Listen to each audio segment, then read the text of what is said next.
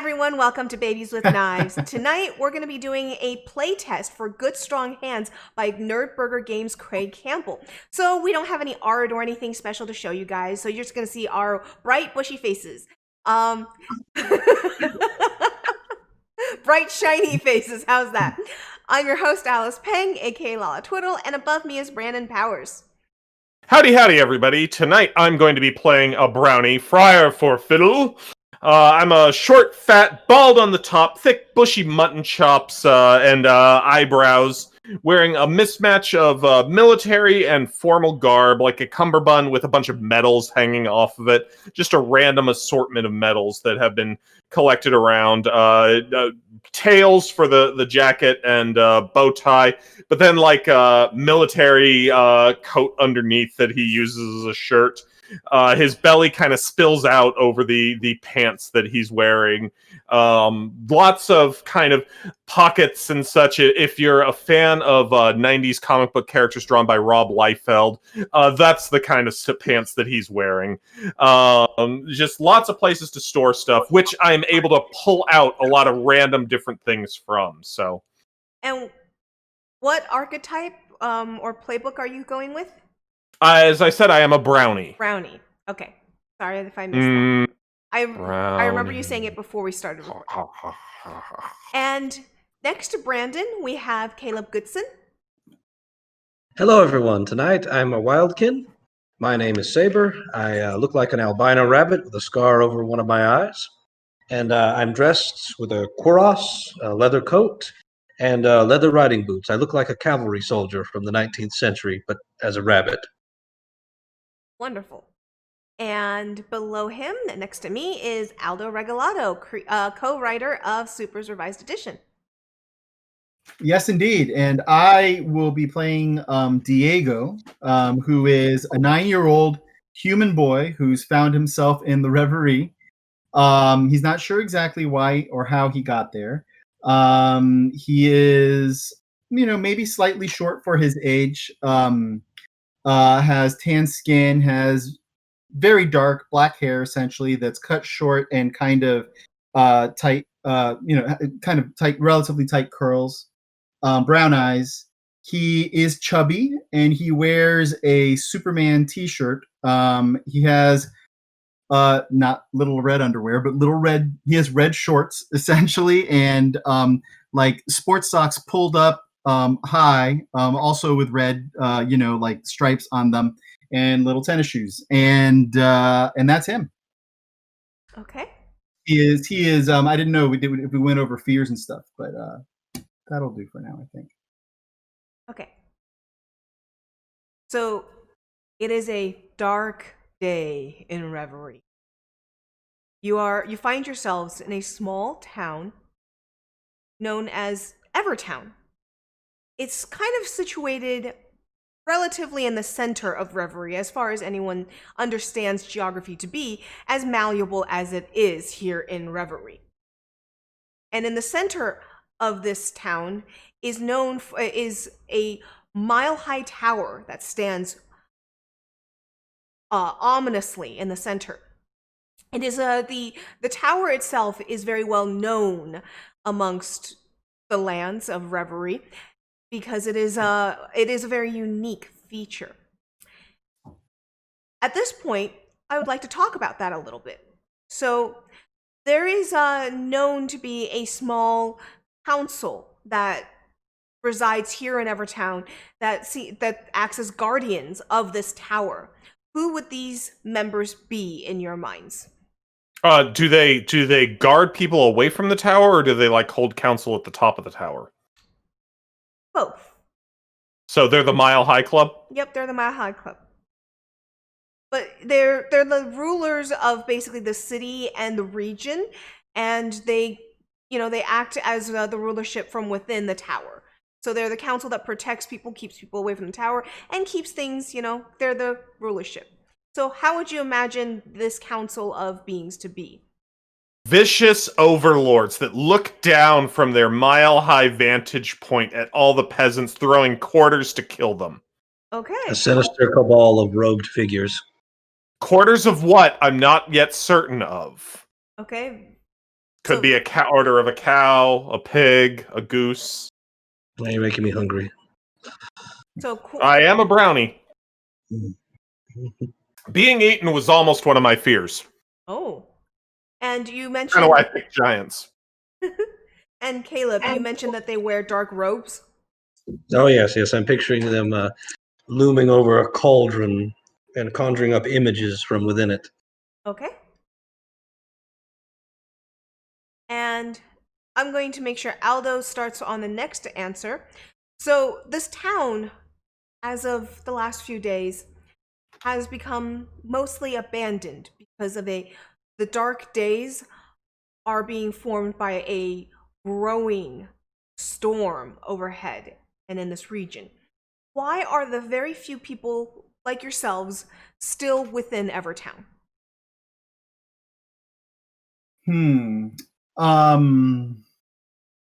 Because they have loved ones in their lives that cannot flee for a variety of reasons, and they're not willing to leave them behind.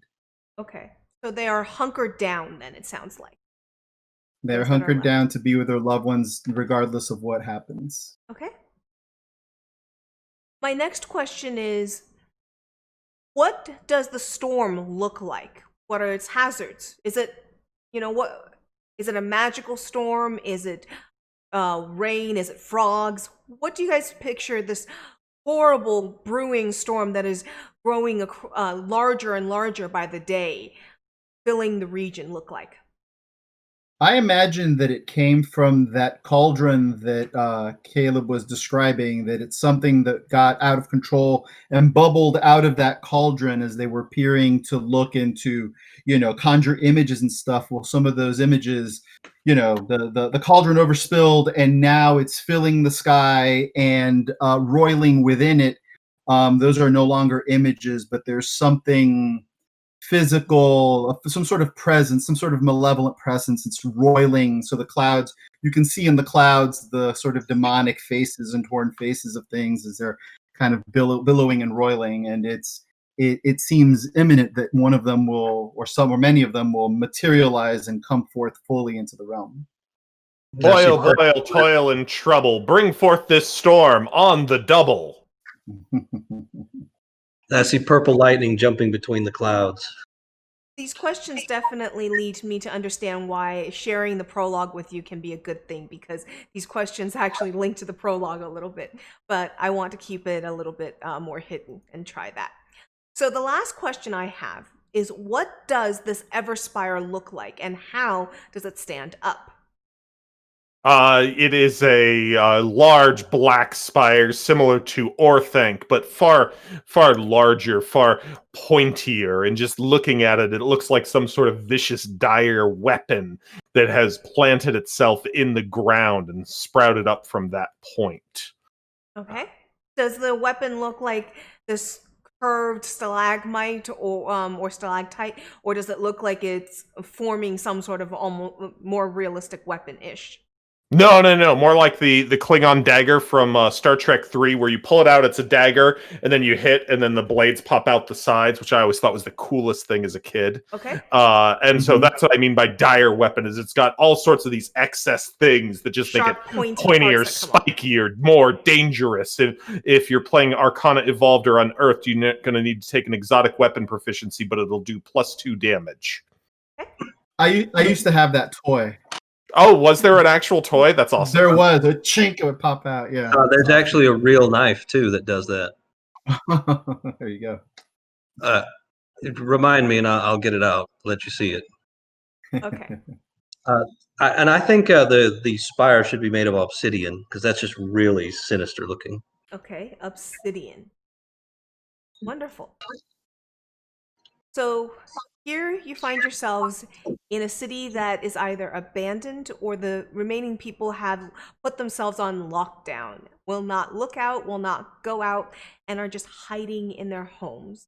In the center of this town, in the center of the city, there is a large obsidian black spire with pointy, sharp edges that jut out to create this an ominous looking and sinister looking weapon that is a mile high.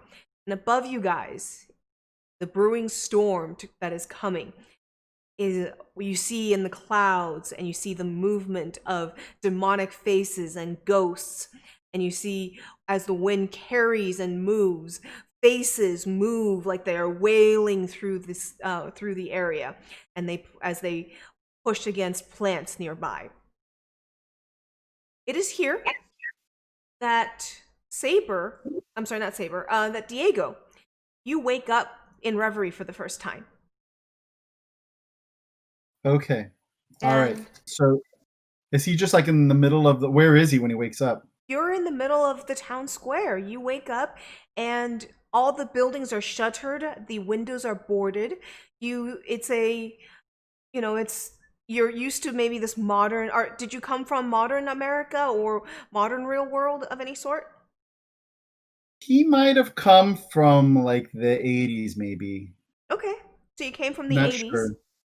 So, next to you, in fact, is the boombox that you were carrying to listen to, and it's shattered. Do you have some sweet chains to go with the boombox? Mm-mm. Well, It's not his. maybe It's he not his. grabbed It's his onto it. brother's. Oh, okay. Maybe Ooh, he's gonna be so mad. maybe you grabbed onto Yeah. it when whatever happened, and you were getting transported. Maybe you were just grabbing onto whatever was nearby. But there was this boombox, and now it's shattered next to you, broken into pieces. The speaker and the wire hanging out several feet aside from it. So pretty lucky that you made it through okay. Yeah. And Oh no. He looks at it. Ricky's gonna be so mad. And And then he's gonna like look around, and take it all in. the place that you're currently in comes out of what you would think to be storybooks. The place looks ancient.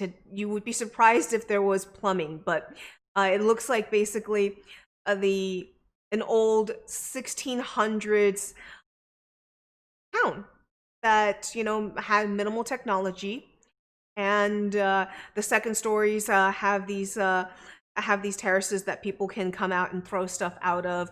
There are hanging lines of clothes being dried between houses.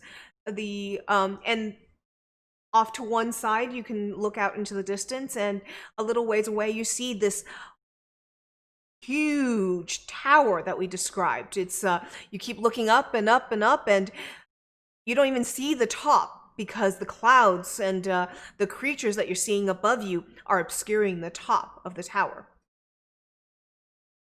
And at that point, I'd like Brandon to describe how you would come upon our Diego and where you guys are currently. Well, he's like laying down and just waking up near the broken boombox, right? Yes. Aye.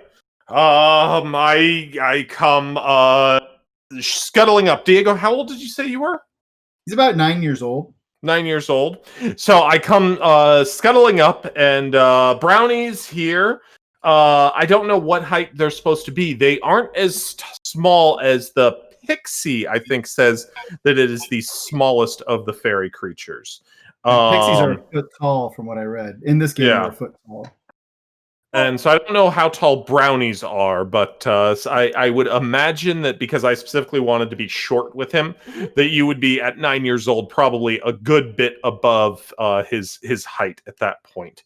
But a bit dirty, hair that is on the side of his face or eyebrows is kind of crazy. Looks like he's been trying to straighten his knives in the electrical socket a little bit. And I come scuttling up. Oh no, this won't do at all! And I start getting the boombox together. What kind of tool is this? It does something, obviously. Oh, how did this break? We keep a tight ship round here, and he thumps one of his medals. It looks like something that maybe he got from the Boy Scouts. And Brandon, we can say that you're like 2 feet tall. Does that sound good to you? Sounds fine. Okay. So Diego kind of like scrambled up to his feet as you're saying all those things, and it's like, "I'm sorry, sir. I don't know exactly how it broke. I'm not even sure exactly how it got here. It's my brother Ricky's boombox, and if you've never seen one of those before, it plays music. Oh, music, But yes. Like, hey, Ricky. Hey, Ricky. Hey, Ricky, you're so dumb. You're so dumb. Let's have some fun. Hey, Ricky. Hey, Ricky. he giggles when you say that. He's like, "Yeah, kind of like that. That's kind of like one of the songs it would play." And Saber. But Go ahead, Aldo. no, Sorry. but it doesn't work anymore. Is there anything you can do to fix it? Alice, would this be a tool? It would be. Awesome. I'm going to start trying to fix this up as I clean it. I'm taking care with things and all, and I start kind of humming to myself as I'm doing it, and kind of absently pacing with the equipment while I randomly recite kind of off lines from different plays or other things. Not so much paying attention at this point to Diego at this moment. Diego, for his part, is intently focused on every move he's making and every word and phrase he's saying. And he's almost like kind of pacing behind him, not mocking him or mimicking him exactly, but kind of following along. And he's kind of like fascinated by the display. He's really entranced by what's going on. Okay. And amused. So it is this conversation and this fiddling that the brownie is doing that you come upon the scene, Saber. You're walking into town and into this dark, ominous place. You seem to be basically the only knight around. The aura that is around you almost seems to glow in contrast to the darkness that is starting to impede in on this small space. And you see the two of them conversing as the boy seems to be pulling himself off the ground. Oh, no, no, no, no. I look up at the sky, at the dark and ominous clouds. I look at the fortress, and then I look at these two. I run up. Lad, what is your name, lad? My yes, name? you, small boy. Who are you? I'm Diego. Diego. All right. The symbol on your chest. What is it? It looks like an order of knighthood. Well, it's Superman, and he stands up a little straight and kind of puffs his chest out a little bit. All right, Squire Diego, the Order of Superman. It is an honor to meet you. I am Saber, and you. Do I know your character? Yeah, Friar. sure, why not? Friar, good Friar. You're out here in the storm. What are you doing?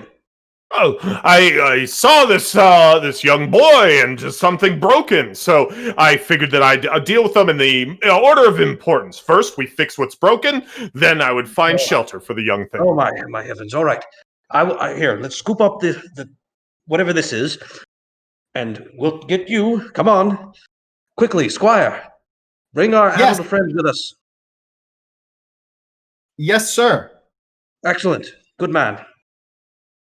All right, we're going to go to where's the nearest shelter? Nearest shelter? There's a... Sorry, go ahead, Brandon. Well, there's the Piss and Whittle right there. Yes, we'll go to the Piss and Whittle. Sounds smelly. Yes, it tends to be.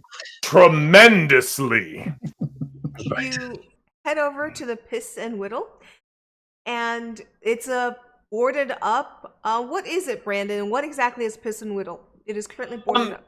It is a very low end kind of tavern that is currently boarded up. Only is able to do business some of the time, but when the Mile High Club will allow them to do it, they're not throwing quarters of things out. And yeah. Okay, so the front porch of it is covered in vomit and discarded tankers and probably other bodily fluids you would rather not know about. It Careful is where you step, lad. And watch out. There's some unsavory types here. But any port in a storm, you know. you Quickly, start. Friar. Any parts during a few storms. By all means, if you stay on the boat, you are better have your sea legs. Yes, that's sound advice. Quickly, inside. He'll move inside. Okay. A little confused by the back and forth, but sensing the urgency, he'll move inside. As the first of you moves inside, this howling ghost screams and starts heading towards you guys and is basically chasing you into the building.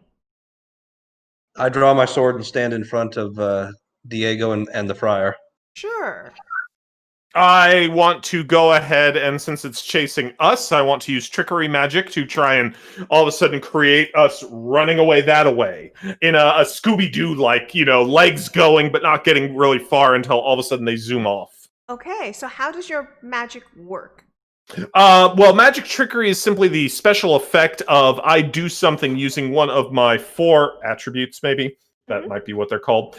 Of body, mind, charm, and heart. Trickery magic is just something that brownies automatically get by being an awesome brownie. Ah, yes, it's the bye-bye. So Yes, I'm not using bye-bye for the you're invisibility. using the I'm magic. using it for the magic aspect. okay. So you quickly conjure up what looks to be the three of you running off that away. And why don't you roll me a quick check just to see if you fool it? This can be TN4. Very easy. And TN of what am I rolling? You are... Good point. Thank you for reminding me. I would say in this one it would be mind. You are trying to outwit the creature that is coming, and this wailing form of basically this banshee coming down from the clouds and heading straight for that door that you guys are jumping in through. Sure. So let's go ahead and roll. I've got double 4s, which means I'm going to attract shadow. You do.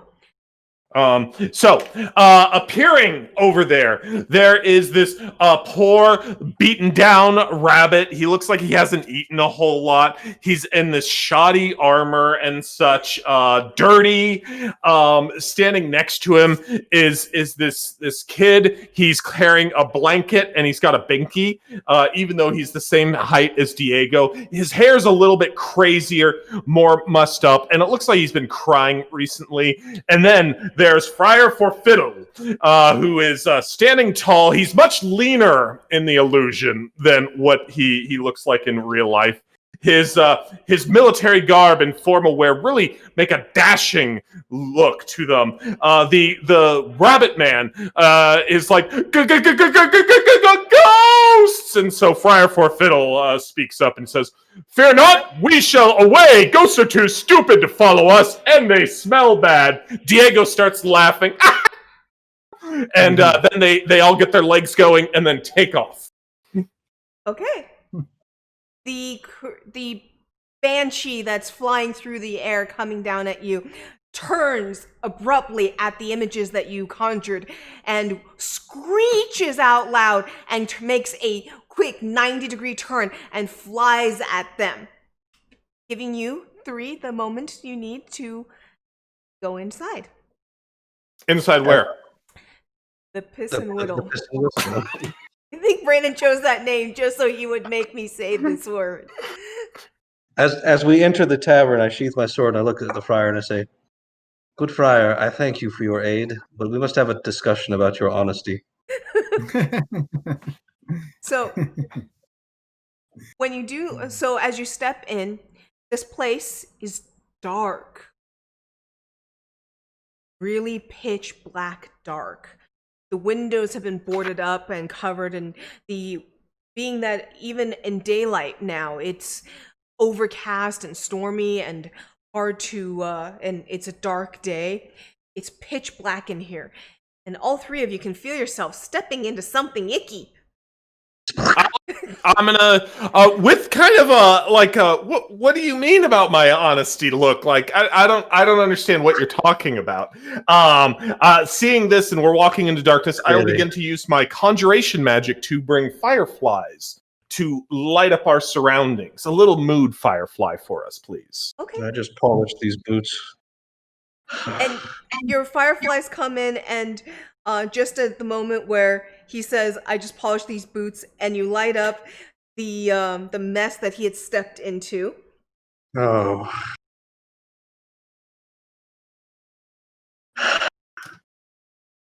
Thank you, good friar. I just look dejected at the state of my boots. My evil boots. Sorry.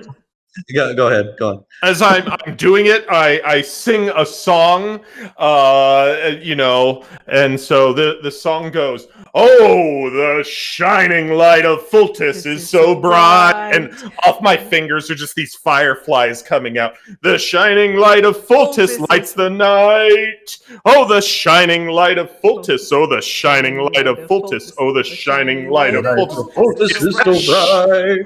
Is that a pile of...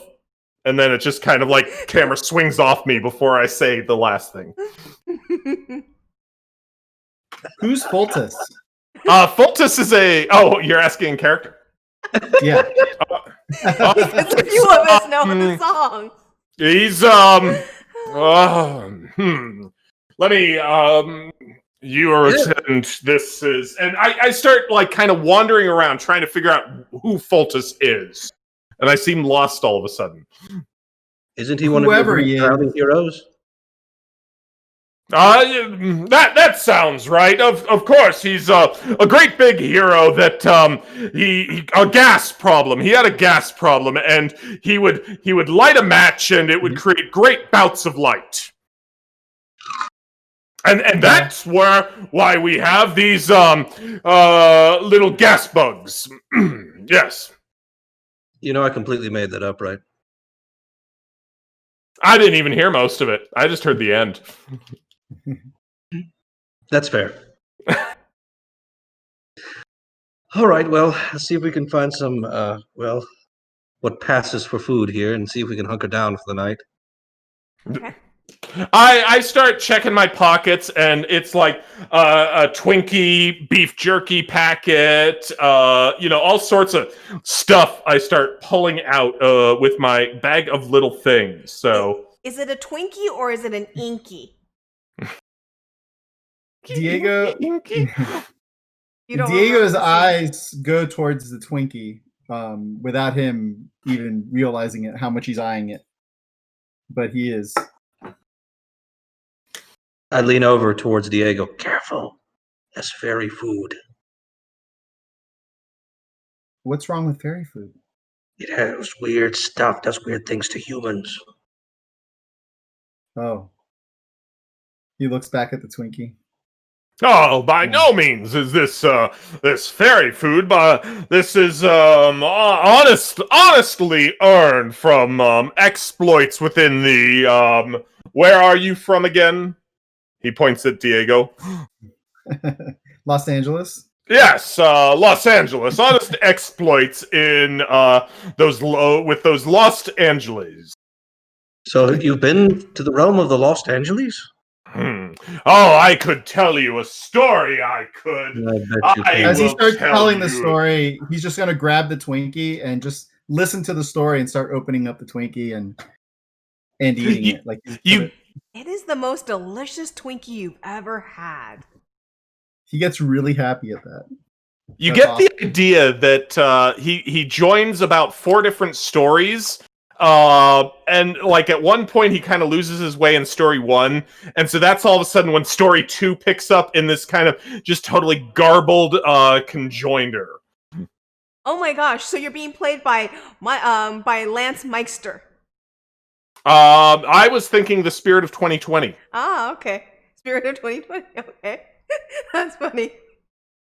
Okay. Saber just listened to this and just this rapt attention. This is such a strange realm. So all of their candy are these little strange wrappers you can't eat. Well, most candy has wrappers that you can't eat. That's true. Yes, I've had bad experiences with that. And he pulls out, a wrapper that was in his mouth. I've been working on this for 3 months, I'll tell you, and still not a bit of luck. And puts it back into his mouth. I picked the habit up from these Valley Girls, they were called. They would pop and snap their gum with great voraciousness. I believe that it was twofold: to attract mates and to scare off the competition with their loud booming sounds. Oh, fascinating. And did you happen to see any of his order while you were there? The order of the Superman. I am familiar with the Ubermensch. I believe that and he goes off into stories that seem to be related to World War II that you don't think have any, and like Diego's like, no, Yeah, exactly. Superman does. Wait, are you part of this group? And as he's telling the story, the room around you gets colder. The fireflies that were conjured to light the room seem to dim and flicker.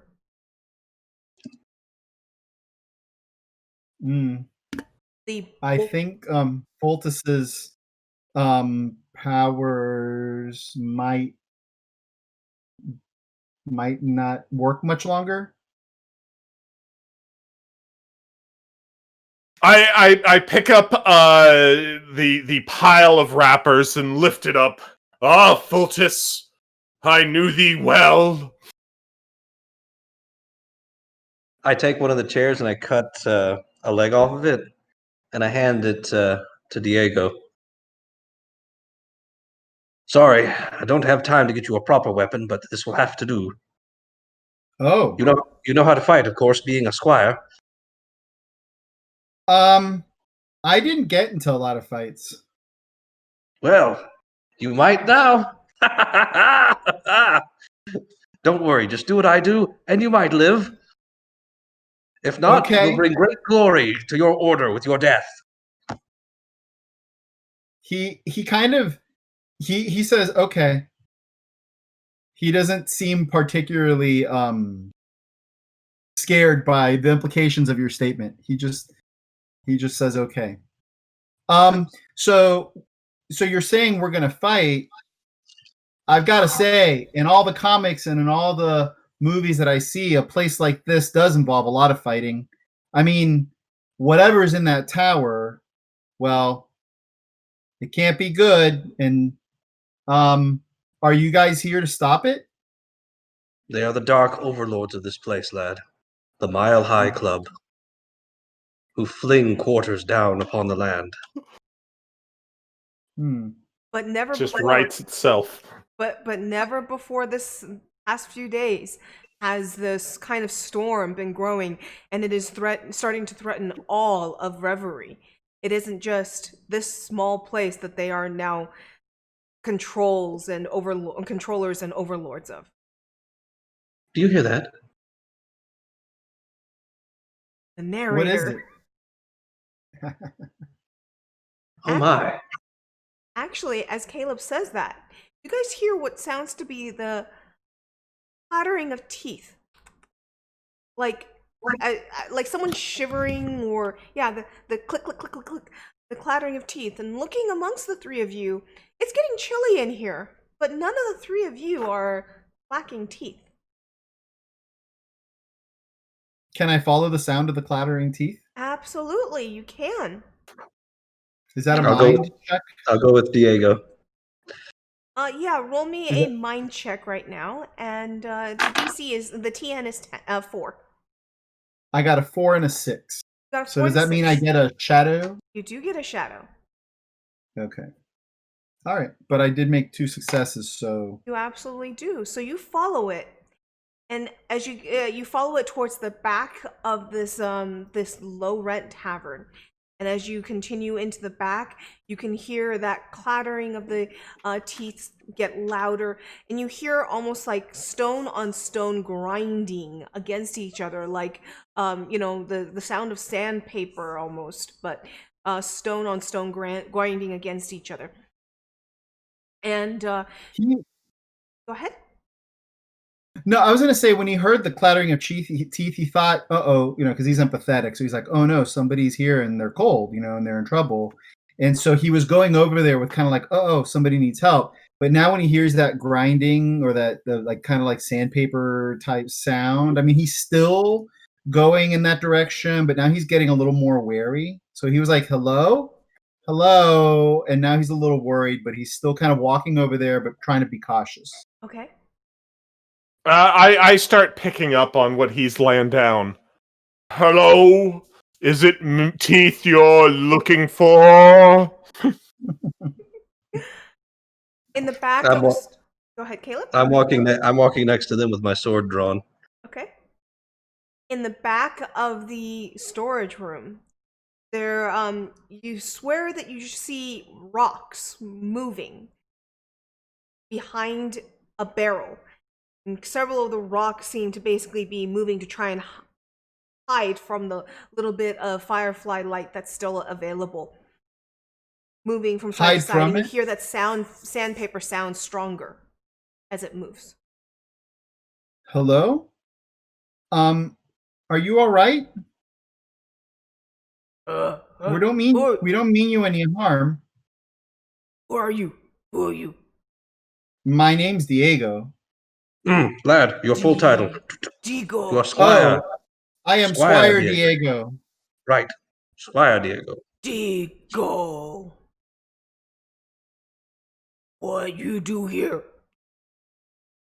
I'm not sure. I just arrived here. I just woke up here. I've never been here before, but Saber here says that we're gonna go fight the things in the tower. Oh no, go fight. No go fight. Oh, Right. quite good. No go. It's a pleasure to meet you. I'm glad that you're along for the fight. No, Friar. That's not his name. He's being cowardly. Well, he's being scared at least. Why do you say not to go? Is that why the smell of rancid milk is here? Oh, sorry. I thought that was the entire place. Fault.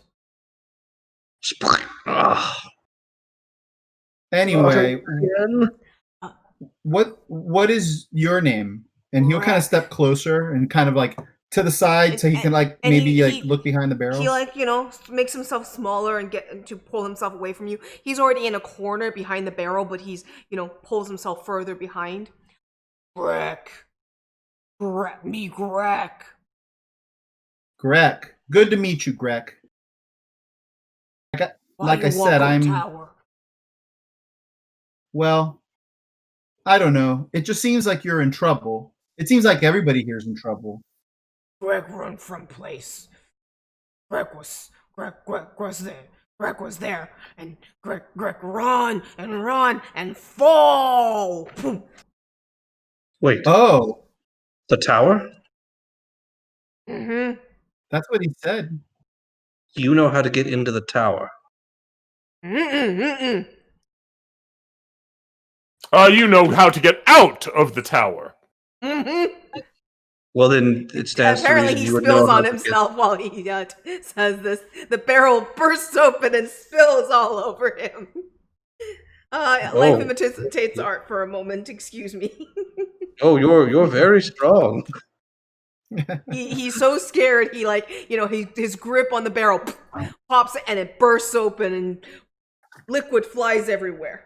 Oh, well, Greg, you've made quite a wreck. I'm certain that you're good for the check, though. I'm Friar for Fiddle. That one was pretty good. Look, we need your help, Greg. Why you need Greg? Greg no good. Greg no good. Nonsense. Everyone can be good if you just want to be. He looks And over sometimes at you need some bad people, too. Wait, what? Well, you know. Sometimes you need good people, and sometimes you need bad people. Why do I need bad people? I don't understand. when you need to get bad things done, or things done badly, or things too bad things. Well, if bad people did things badly, we wouldn't need us. Because they just fail. I'm needed again? I flip out a mirror and start checking my makeup, trying to smooth this all down, do a little comb over. You missed a spot right there. Right I there. missed many spots. I'm ready for my close-up, Mr. DeMille. Wonderful. I see you're back on track.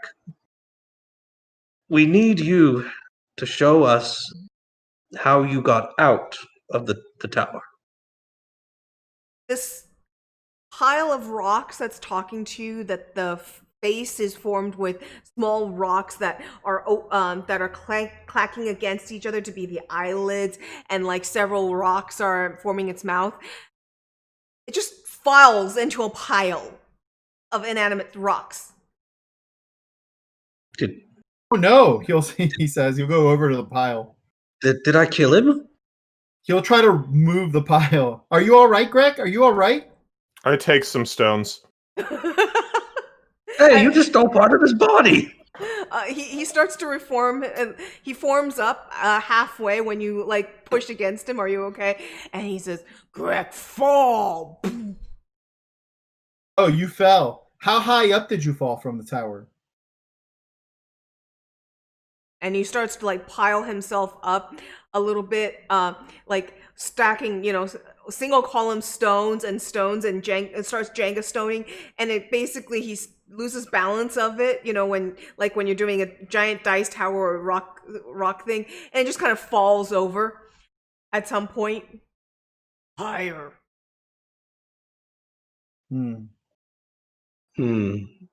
That's really high up. Why did you fall? I'm going to take my stones and I'm going to go back to working on the boombox with them. Okay. What are you building with that boombox? Are you actually turning it back into a boombox? Because all I can picture turning it into a box that will go boom. Yes. All I can picture is a little mechanoid with speakers as its parts of his face now. It's like a wind-up toy. Okay. When you start building, actually, the clattering of the stones, the shaking vibration of fear in the stones and the rocks, it gets louder as he starts to basically start vibrating against each other. This mostly, this half pile of rocks still on the ground and half his torso being formed. All the rocks start clattering, like shaking in fear when he starts watching you tinker and make this little machine. No, I left that room. Oh, okay. Never mind then. Like I said, I'm leaving to go continue work on that because I got an important part. You got an important part to help make the box go boom. Okay, to help make the box go boom. We like the boxes that go boom. We're Saber and Diego, and we like the boom. We do. I don't even know what the boom is. All right, well, I put my hand Saber. What? He says, "Well, Master Saber, what do you think?" I put my hand on what I think is Greg's shoulder. Listen, I know you're afraid. We all are. We're afraid for our family, our friends, for our entire realm. But look, this hero here, this squire from another realm, came to aid us, knowing nothing about this world, its dangers, and how likely it is he'll be killed almost immediately. But here he is now.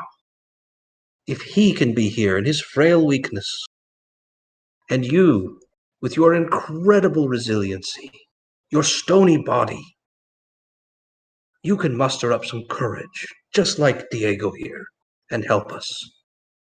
Yes, you have rock hard abs. Diego believes everything that Saber just said.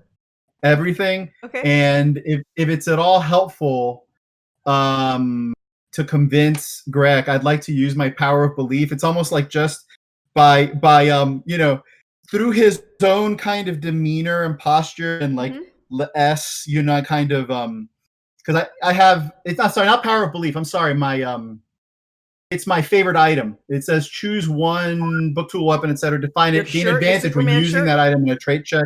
Mhm. So I'd like to kind of like use that to kind of enhance, what he's saying. But I guess it actually is power of belief because I'd like to spend 1 spirit to inspire an ally, or to, I Mhm. guess in this case, aid an ally if you'd let Okay. me. Yeah. So you spend your That means spirit. he'd get 2 extra dice to that check if Okay. So you spend your spirit, and when you do so, you swear that the Superman emblem on your shirt seems to glow, and you swear all of a sudden you feel a cloak, a red cape behind you for just a moment, blowing in the breeze for just a moment. But you look back, you don't see a red cape. You can hear the voice of Jor-El. My son, you are in. That's right. That's right. And Thank you, Marlon Brando. Greg just starts to reform himself back into a stone, the form. And this time, though, instead of forming back into kind of like the round here and somewhat, okay there, he actually starts to reform himself into basically this, this more muscular tone look on him, and starts to build rock muscles and for his biceps and pecs, and form some abs for himself, and his head, he shorts some rocks this time and pebbles, and so instead of his ears and the bigger head that he had before, those pieces go down to forming his torso and pecs and and such like that. But and then at the end, as it finishes forming, you see basically a rock form of the Superman emblem on his chest. And he said, All right, Greg. "Oh, Digo, they said they speak of you. You must be chosen one." Looks over at Saber. Well, I don't First know I've heard about of it. I don't know about the chosen one, but I like the idea of being a team. I mean, the way you look now, well, if it weren't already taken, we can call ourselves a Fantastic Four now. I think it should be formal. I hand Diego my sword. I said, young Greg, kneel in front of Diego. Greg just falls apart again. Okay, kind of That's his mold kneeling. yourself into like a pile. Maybe chest height to Diego Okay. here. Yeah, there we go. That works. All right. Now, Diego, I need you to touch him with the blade, not the edge, with the blade, once on each of his little piles. I roll to Left and attack. No, just kidding. right. Roll to attack. Touch. I just yeah. Okay, he'll follow Saber's instructions And- implicitly. Okay. Okay. All right. By the power vested in Diego as the chosen one, we name you Squire Grek. Rise up now and stand with us as we face the evil of the Mile High Club and their dark throwing of quarters on the land. Okay.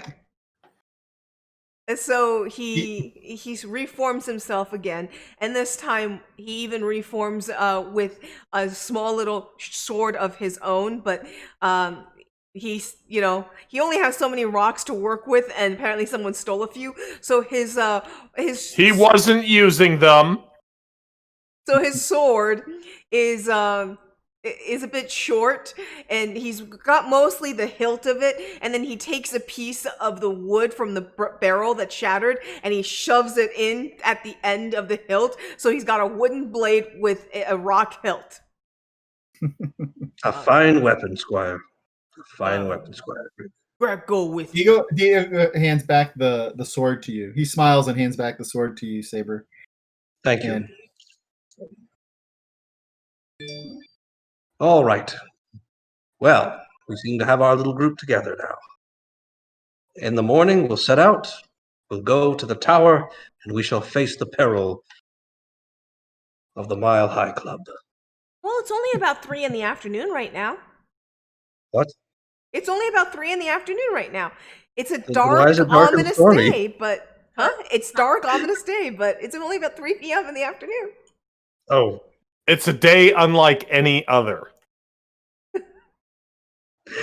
lost track of time. Yes. He was eating a few too many of the Twinkies while we were in here, if you know what I mean. Oh. Slip me some fairy food. I knew it.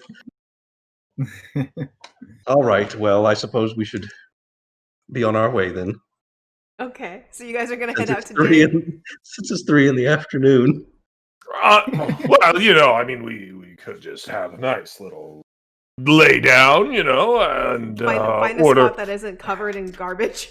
Order, I mean, it's dinner time for some of us if it's 3 in the afternoon.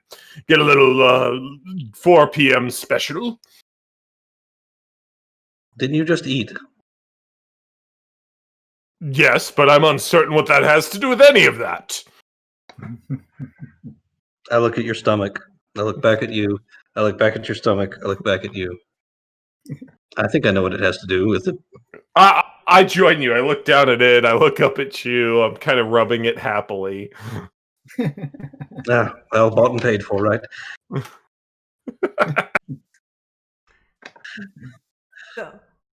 So what have you been working on? I point at your the box that goes boom. Oh well, this is the magic boom box that Ricky was once. It was passed down from Ricky unto his younger brother Diego. When So we're Grex trying sees the box- to improve the boom so Ricky will not get mad about it. Oh, your older brother. Is he a knight? I don't think so. Oh, so he's not as courageous or brave as you. When He shrugs. How disappointing. When Greg sees the box, he becomes visibly shaken. He all the rocks in his body start to clatter against each other, What's the matter, Greg? and he hides behind you. Diego, they come, their guards come. Huh? They come? Good God. The guards of Oh, the guards. Dark Ones. No. These aren't Kill it. anybody's guards. It will report back. This was just junk that the good friar found and was trying to put together. No, you don't, Diego, they make big bad. Oh wow, They this make voice boomboxes? is starting to hurt my throat. So wait, they're making a machine like a boombox? Move. All right, well, They make let's- boomboxes that move.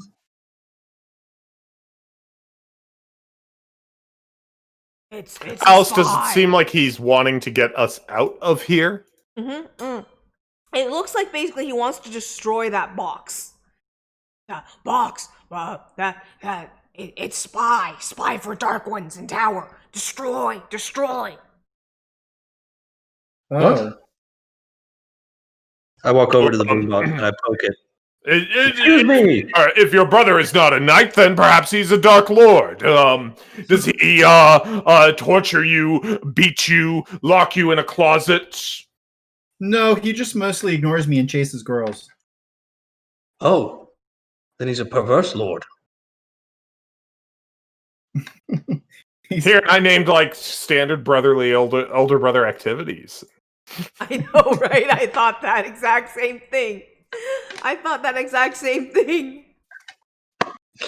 So yeah, all I could think of was Adam Goldberg getting beaten up by his older brother.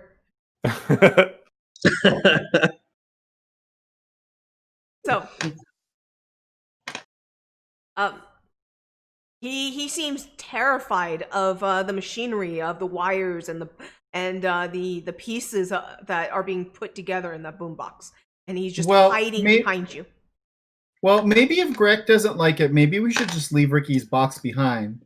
I mean, Destroy I know it, destroy it. I know you're making something with it, but if it really makes him feel uncomfortable, I don't want him to feel uncomfortable. Well, it by all means was yours. Apparently, when I found it, discarded upon the ground and in poor condition. But if the rocks object to art, Yeah, I think it's probably for the best. And he'll reach his hands out for the box. No, don't touch it, don't touch it. It's spy for Dark Lords. Well, I was gonna get rid of it, but we can just leave it here if that's okay. Come on, let's go. This place is smelly anyway, and we have things we need to do. Let's just leave it here. Yes, this is a really awful, nasty. Why do I keep doing that? And are you guys all gonna leave the Piss and Whittle, Brandon? I'm all for taking off. Awesome. Gladly. Okay. So you guys start heading towards the tower and moving through the city. It's getting darker and colder, and the various faces that you see in the clouds, they're pulling away from the clouds more and more often to fly through between the buildings and the streets. And sometimes you find yourselves having to dodge and hide from what seem to be almost patrols of these creatures. And you hear wails on the wind. Alice, Mhm. I want to first of all put on a poncho before we go out. Pull that out of my pockets. Okay. And so that way I'm prepared for the rain. I'll offer an umbrella. It seems too big to have fit into my pocket, but I'll offer an umbrella to somebody. Diego will take it. And then I pull out a spray can, and it says ghost repellent in just the same way that Batman had shark repellent. It's got that exact same thing, just tagged on it, but it's ghost repellent. And so then I'm gonna spray myself down with some. When you pull out ghost repellent and spray yourself, out of your pocket falls a little figurine, a little action figure. It happens to be wearing beige with Eon. Oh gosh, I don't have the name right in my head now. Egon. Okay, Egon. There we go. I wanted to say that, and I thought I was wrong. But Egon, No, a right. name tag, and it's got a little pack on its back, clanks to the ground. And I will offer everybody, that they are welcome to get a hit of ghost repellent if they would like. Sure. I don't see how it would harm. So, similar to a gobstopper, each time he sprays out of that can on a different person, it smells different. So, Brandon, why don't you tell them what it smells like on each person? On each person, well, your older brother doesn't pick on you, so I won't go with that.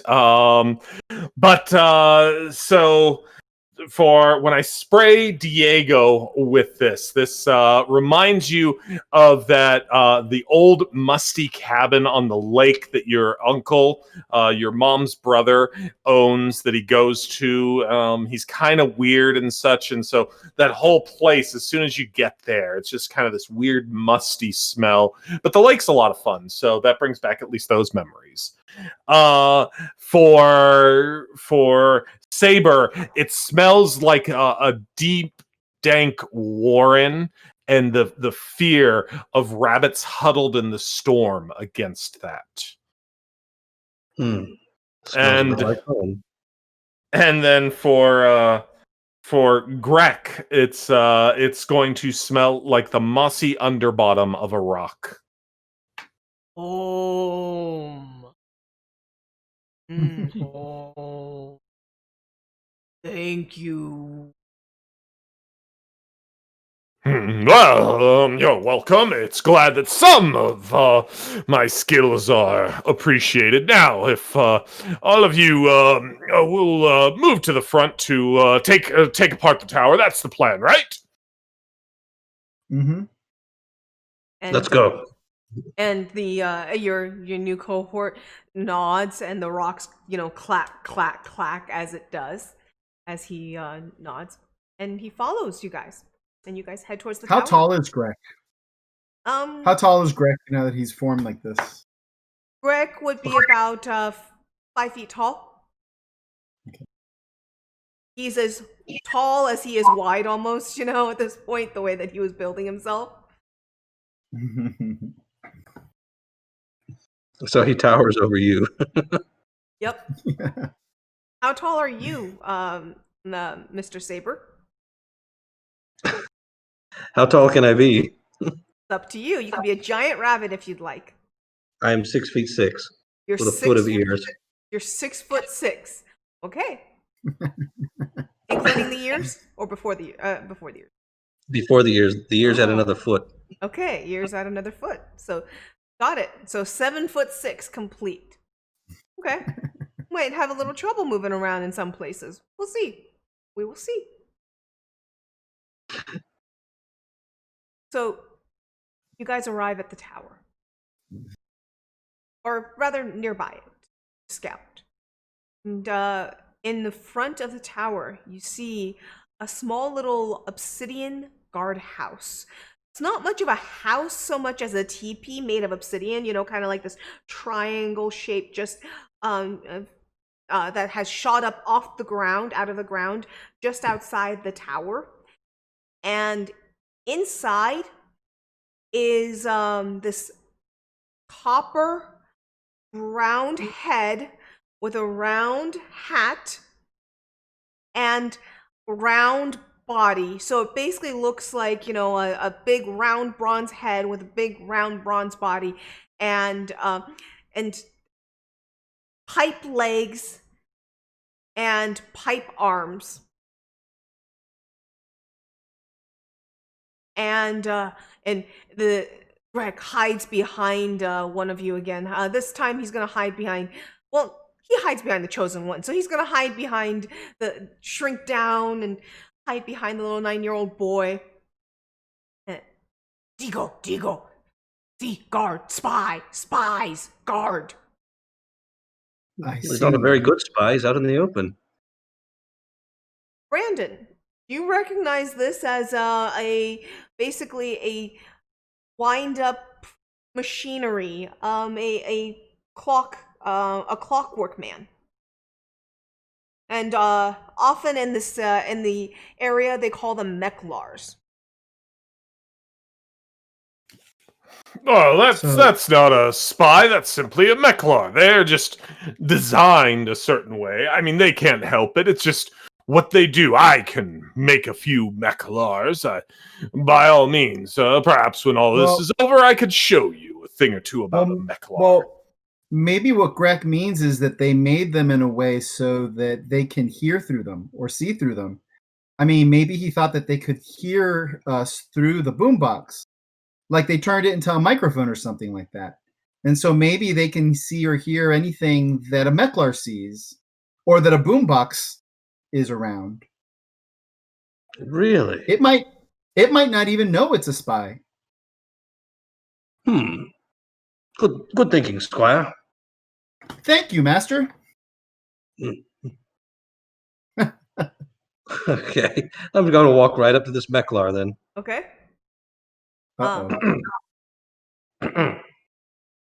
Mechlar! Can your masters hear me? You hear a series of beeps and tones, and its head spins around several times. And when it starts spinning around, one side of the face is smiley, the other side of the face is frowny. So the head, when it's in the back, in the front, and all. And many faces. The smiley face has a mustache on it. The frowny face has a goatee on it. And so it spins back and forth between the sad or angry face and the smiley face, back and forth, several times before it turns to the angry face and says, beeps several more times. No admittance. That's not what I asked you, you confounded contraption. I wanted to know if your masters can hear me or not. Through you. No admittance. Hmm. The voice does not sound very mechanized. I would like to go see the Mile High Club. I have an appointment.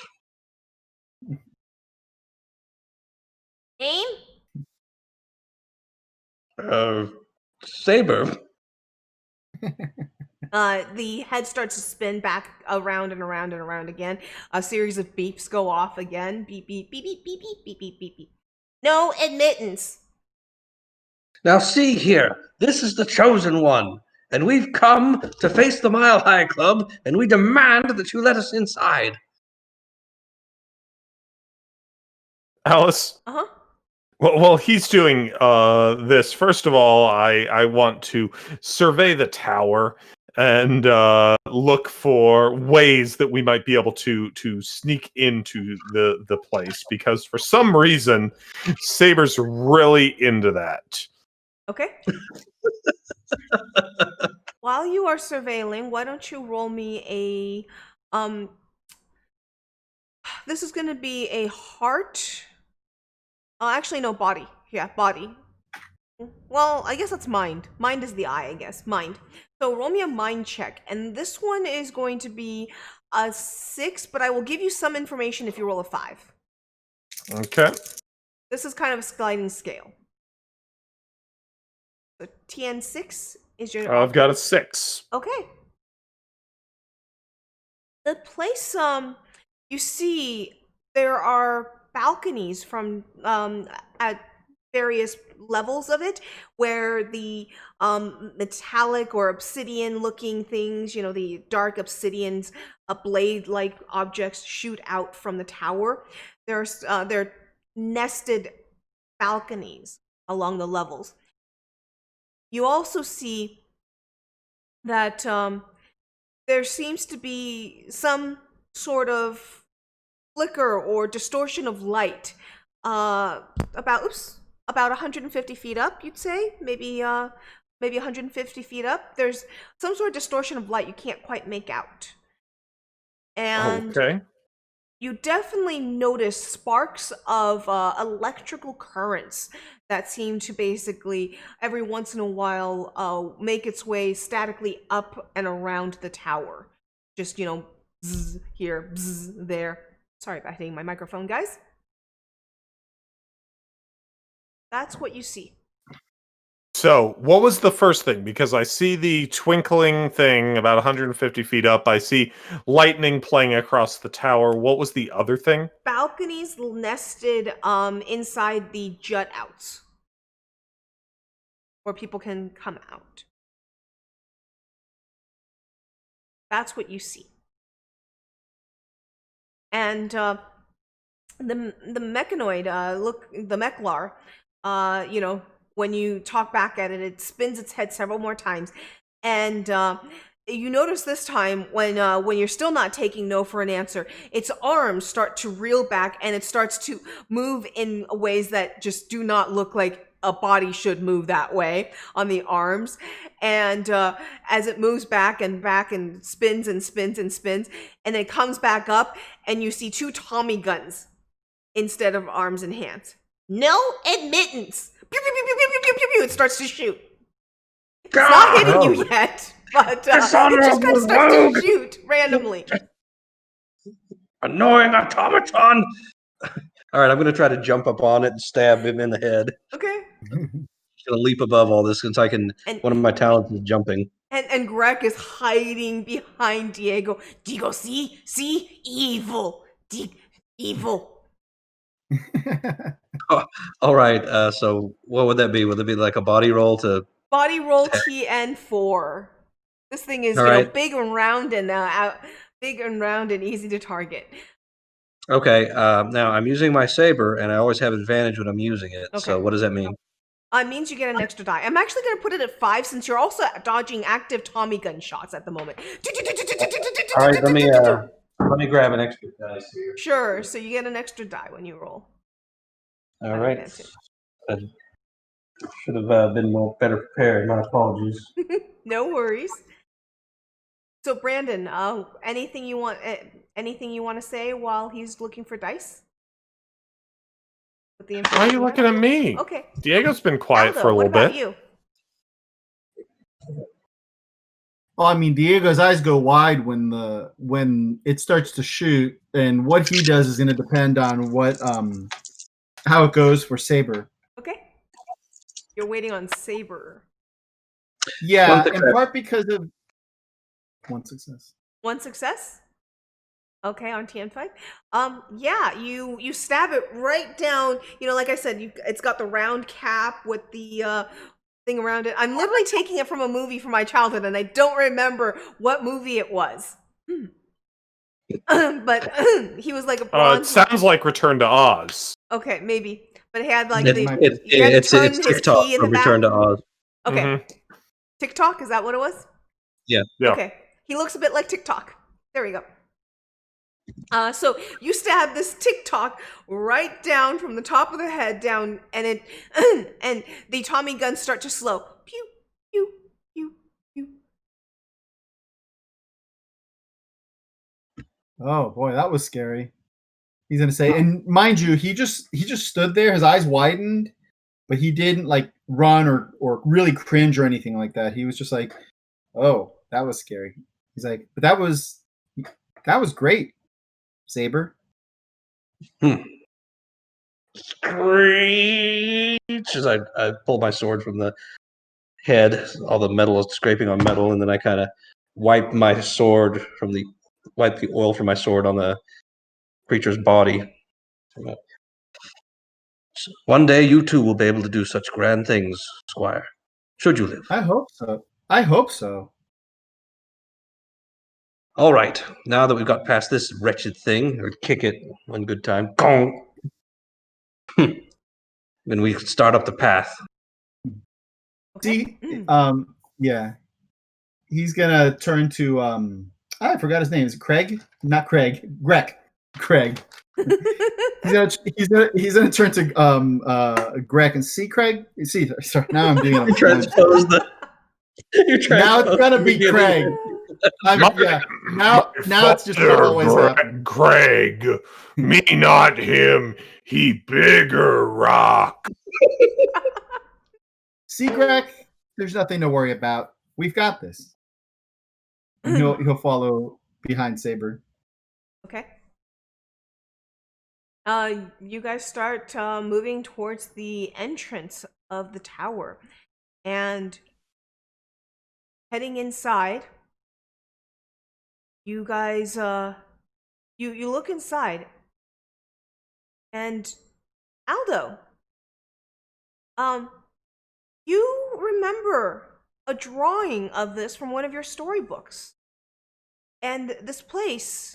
But in the storybook that you remember it from, this place was a lighthouse and a lookout station, a place of hope and joy that that the people in the land would turn to in dark times.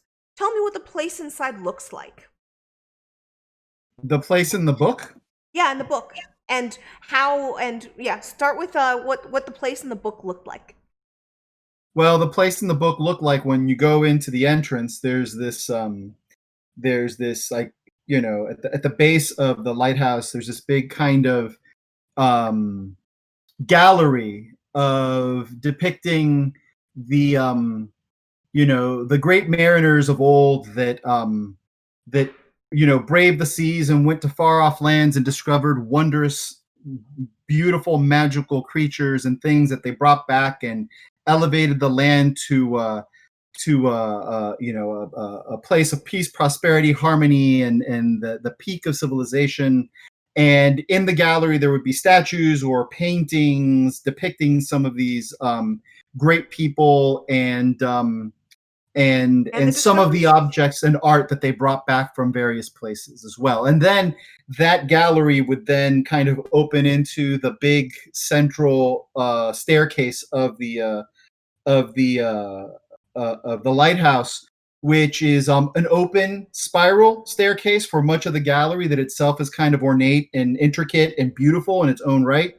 And that, once you take that, eventually after rising about 5 stories, let's say, with this big gallery space, it disappears into the ceiling, right, where it would go on to the top of the lighthouse. Okay.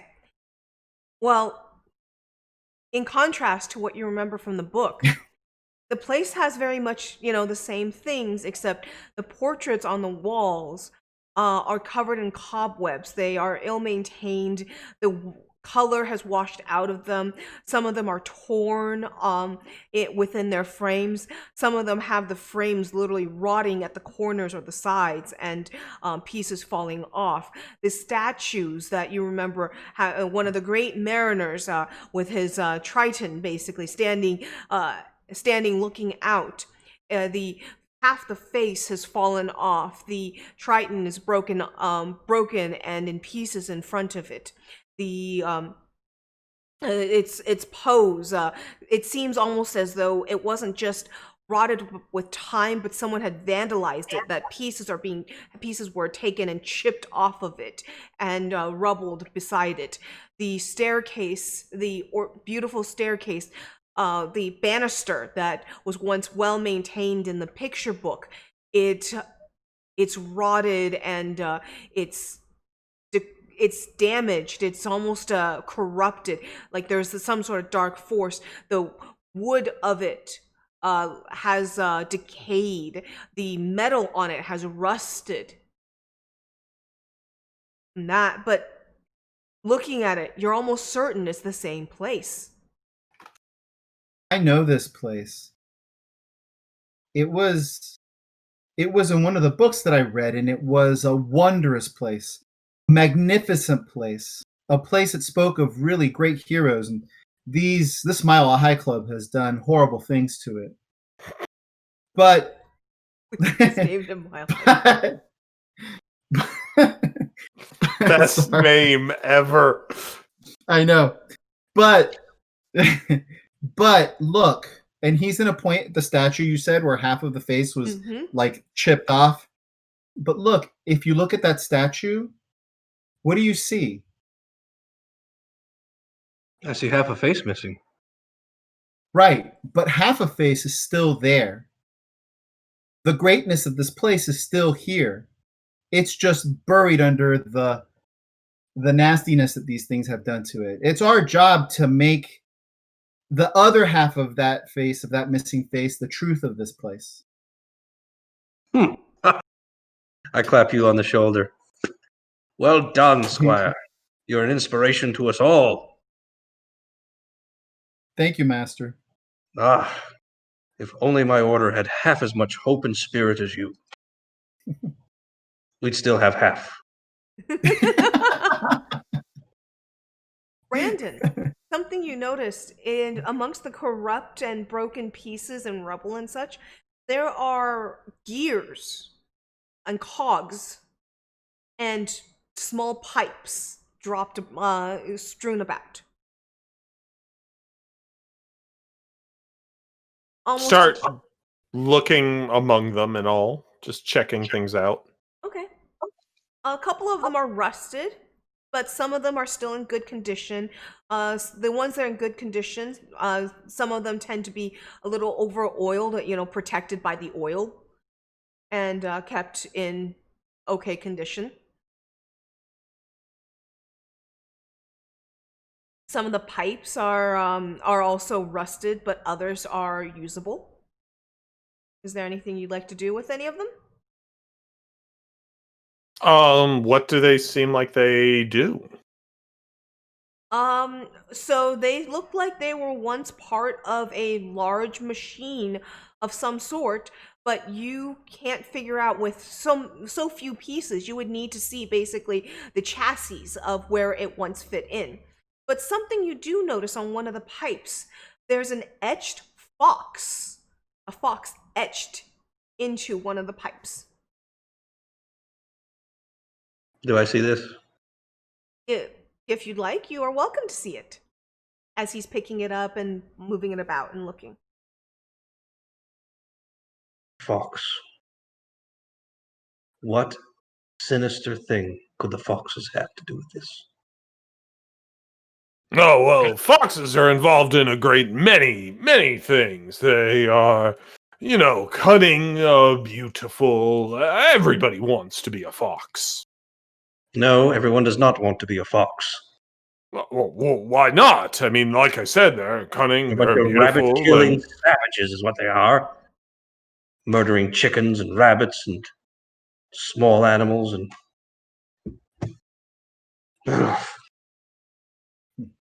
I don't think the great playwrights quite agree with you on that, but the great playwrights have never been hunted by foxes, so how would they know? yes.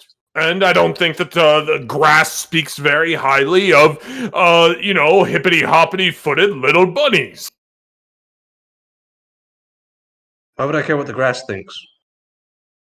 And there's my point. See, art is the great joiner among all of us. It allows us to have different perspectives on things. And I start walking around, but I realize I'm going to turn my back on the mic. So start talking about that and all. On the value of art for entertainment and learning, to see the world in a greater point of view. You're trying to convince me to have sympathy for foxes. It's not going to happen. Well, I think that we all need a little bit of sympathy for each other in general. It's why I passed my umbrella out. And that was very kind of you, which you would I not have done if you appreciate were a fox. Probably And wouldn't. and from the land of Lost Angeles, to be a fox is considered a high compliment. The Valley girls were very concerned about it. I turn and look at him. Is this true? Do you call each other Well- foxes? Well, Ricky does call girls foxes sometimes. That's true. Oh, he must not have any respect for women. How terrible. Speaking of voices, you all suddenly hear a voice distant from you. You would guess to be up higher. Help! Help! Is there someone there? Help! I need somebody. Help! Not just No. anybody. I don't think this Friar, is- somebody's in trouble. Then we must help them. Whoever that Let's is. go. I'm Yep, let's go. trapped. Up, and away. They What? trapped me. Help me, please. Where are you? Where? Keep talking so we can follow your voice. Okay. You guys start following the staircase up and up the tower. And the voice, regardless of how far up you're traveling, it almost feels like that voice doesn't seem to get any louder. They've trapped me. They've locked me. Please help me. And about 3 stories up, you hear the voice say, "Yes, turn here. Turn here. I'm down here. Over here. Do you see me? Help me." Okay, follow the voice. Do we see anything yet? Look around. He's gonna. Yeah, I was gonna say Diego was gonna be looking around, and given that we don't seem to be getting any closer, he's getting a little bit, like, are the Mile High Club tricking us? So looking for looking for a trap basically, or an ambush, or whatever. Okay. So should we roll our mind or something? You are welcome to roll your mind and see what is going on.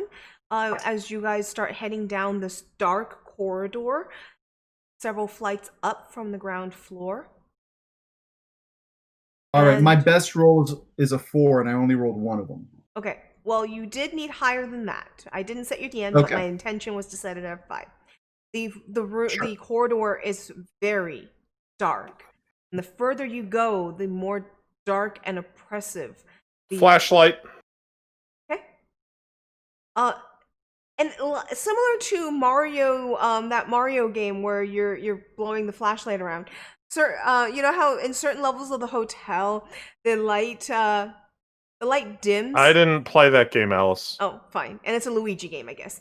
Well, as you're pushing in deeper into this hall, the flashlight's light seems to get pressed in on itself, and it's the area that it lights gets smaller and smaller.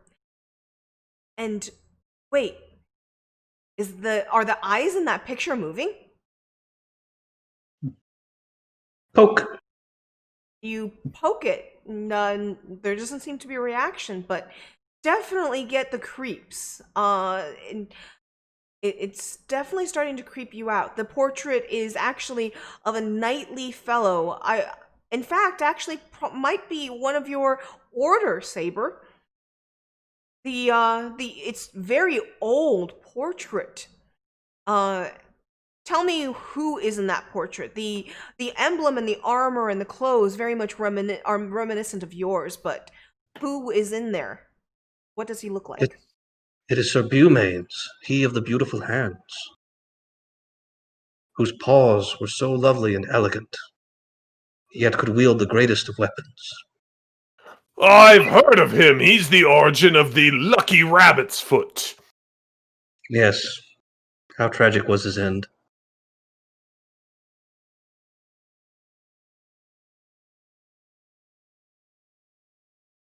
Sorry. No problem. I'm just picturing.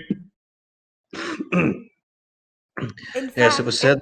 on the comment of the rabbit's foot, you notice that it's missing one paw. It's got a saber in one hand, and the other arm is raised up, but missing his paw. What? It was said, though, that he retired after he lost his paw. What is this from? Did he fight on? Did he continue?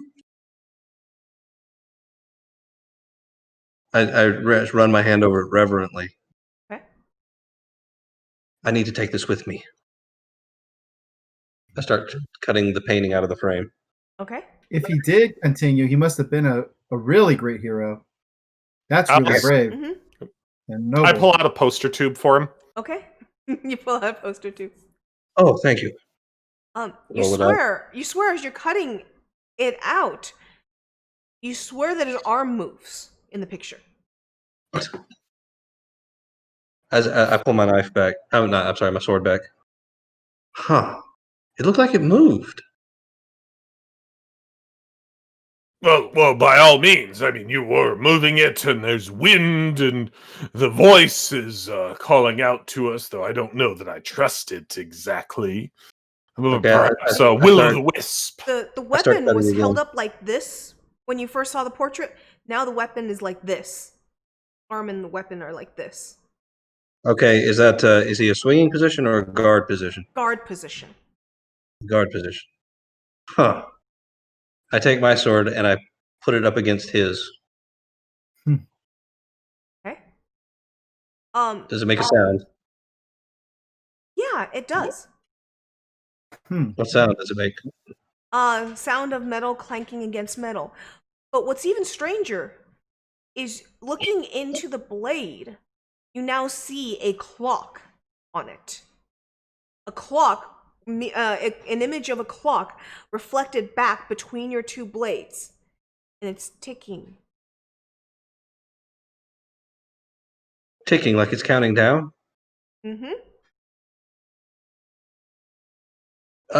Diego, what does this mean? Oh. Well, there's this pretty cool movie called Labyrinth where there was a clock that was ticking down like that, and it meant that if we didn't get to the Goblin King in time, that the game's over, and it's not good for us. So maybe that means we need to get going to the Mile High Club. Okay. Fine. Maybe, I'm gonna put it- maybe Go on, lad. Sorry. maybe that's amazing. Maybe he's warning you of that, your fellow knight. Hmm. Even in death, he's guiding you. Maybe so. So Bumains was very courageous and brave. I think we should take him with us. Roll him up and stick him in the tube. Okay, you stick him in the tube, and you close it up. You know, in that movie Labyrinth, the Goblin King, he threw a party to distract the girl from getting to him on time. So we should be really worried that maybe they'll try to distract us too in the same way. We have to stay focused. Right. No parties. Got it. You have to save me, please. They trapped me. They've locked me away. They say I'm the key. I'll be sacrificed. That same voice comes through. Okay. I'm in the next does it room. sound cool? I'm over here. Over here. Come find me. Hurry, young Diego. Yeah. Is he moving? Is Saber moving to find her? Oh yeah. I'm like kicking in the door. Okay. Okay. Yeah. So you He's kick like, him. Go ahead, Aldo. no, Diego's just kind of, in his mind, he's thinking maybe this is the party. Uh-huh. And so he's just kind of like standing like a little, he's not quite rushing in yet. He's not going to stop him. He's going to say, yeah, but he's being hesitant because he's not sure. He thinks this might be the distraction. So he's going to hold back just a little bit. Okay. So you hold back just a little bit. The door flings open. You find the room to be a majestic looking bedroom. Looks like basically, the chamber of a castle. There's felt tapestries along the windows. There's a balcony that looks out into this is clearly going to go out to one of the nestled balconies I was talking about from the outside. And the place is adorned with gold and reds and browns, decorated in that fashion. Not what I was expecting. What do you do? Hello? Over here! Over here! Master Saber, I'm not sure about this. It just kind of feels like we're too low. I don't think we're a mile up yet. I think this, I don't know. I mean, I don't want to do the wrong thing, so I'm not sure about leaving either, but I'm not sure that this is the right thing. Listen to your heart, lad. It will guide you. I hate to say it, but my heart tells me that we have to keep moving up. Then I will defer to your noble heart, young squire. I hope I'm right about this. No. If you're not, we can always come back. No. All right. You can't leave me here. They're going to hurt me. But you guys are going to back out and walk away? Yeah. What are you eating? It looks delicious. Raspberry pie with soy ice cream because I can't have dairy ice cream.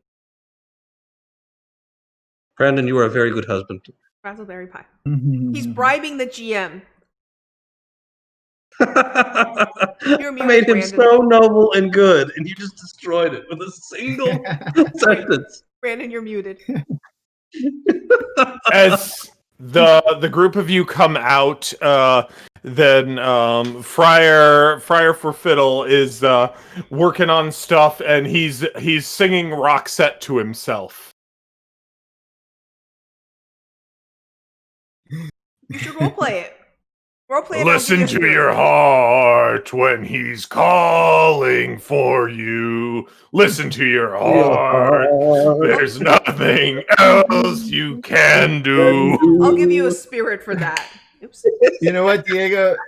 Diego is heartened by all of that. Like, you guys have just carried him. He was really fretting, like, maybe I'm making the biggest mistake in the universe here. But with that song and that encouragement, he's feeling much better about his choice. So he'll smile and we'll continue on up. I lay a paw on Friar's shoulder. Good Friar. Oh, yes, you're back. Come, we must move on. Yes, I've just been working on this. I shove a few things away. What were you working on, Brandon? Looks like he's shoving pie into his mouth. Yep, that's right. It's a great tool. What was your character working on? I'm playing with some of the stuff that I gathered up downstairs. Okie dokie. You guys continue on.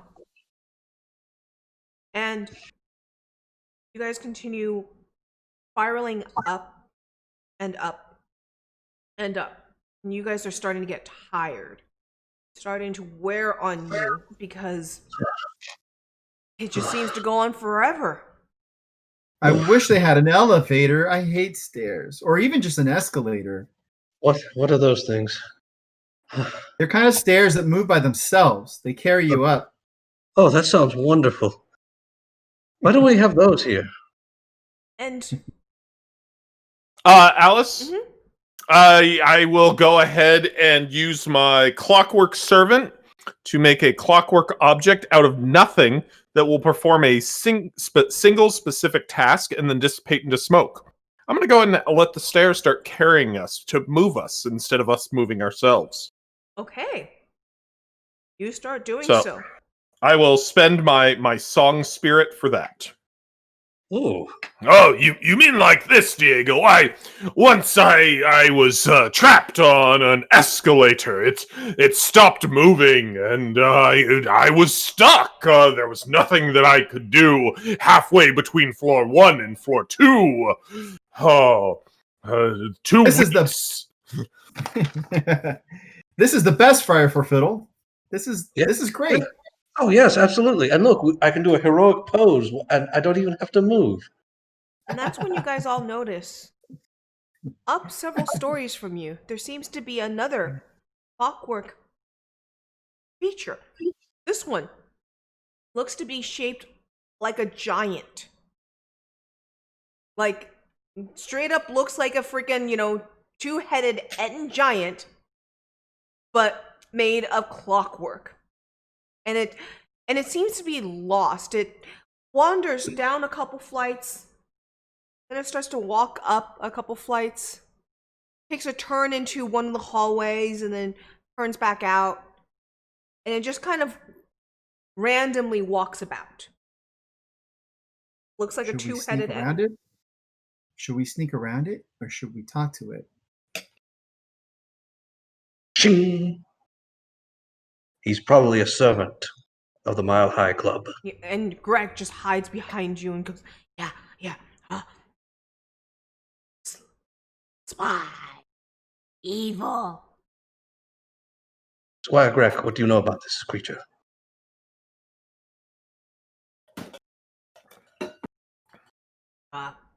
Another spy, another evil.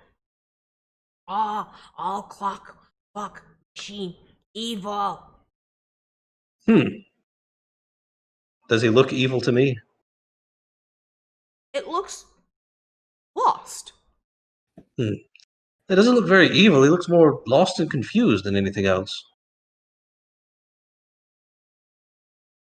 Maybe he's faulty. Maybe there's something wrong with him that makes him, I don't know, Greg, maybe he's like broken from his masters. Well, there's nothing that we can do. Our stairs are moving us towards him. So, we will be there or we will pass him. It's up to you whether we get off the escalator. Well, I'm loath to leave the escalator and start walking again. This has been wonderful.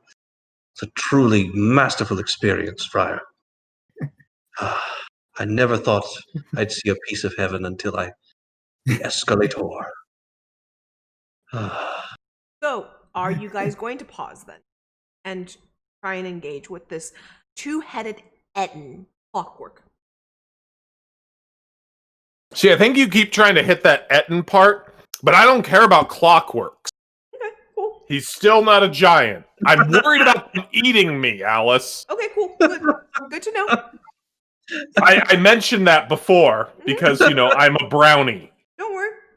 When I was in Plenty of Los time. Angeles, people were very insistent on baking and eating brownies.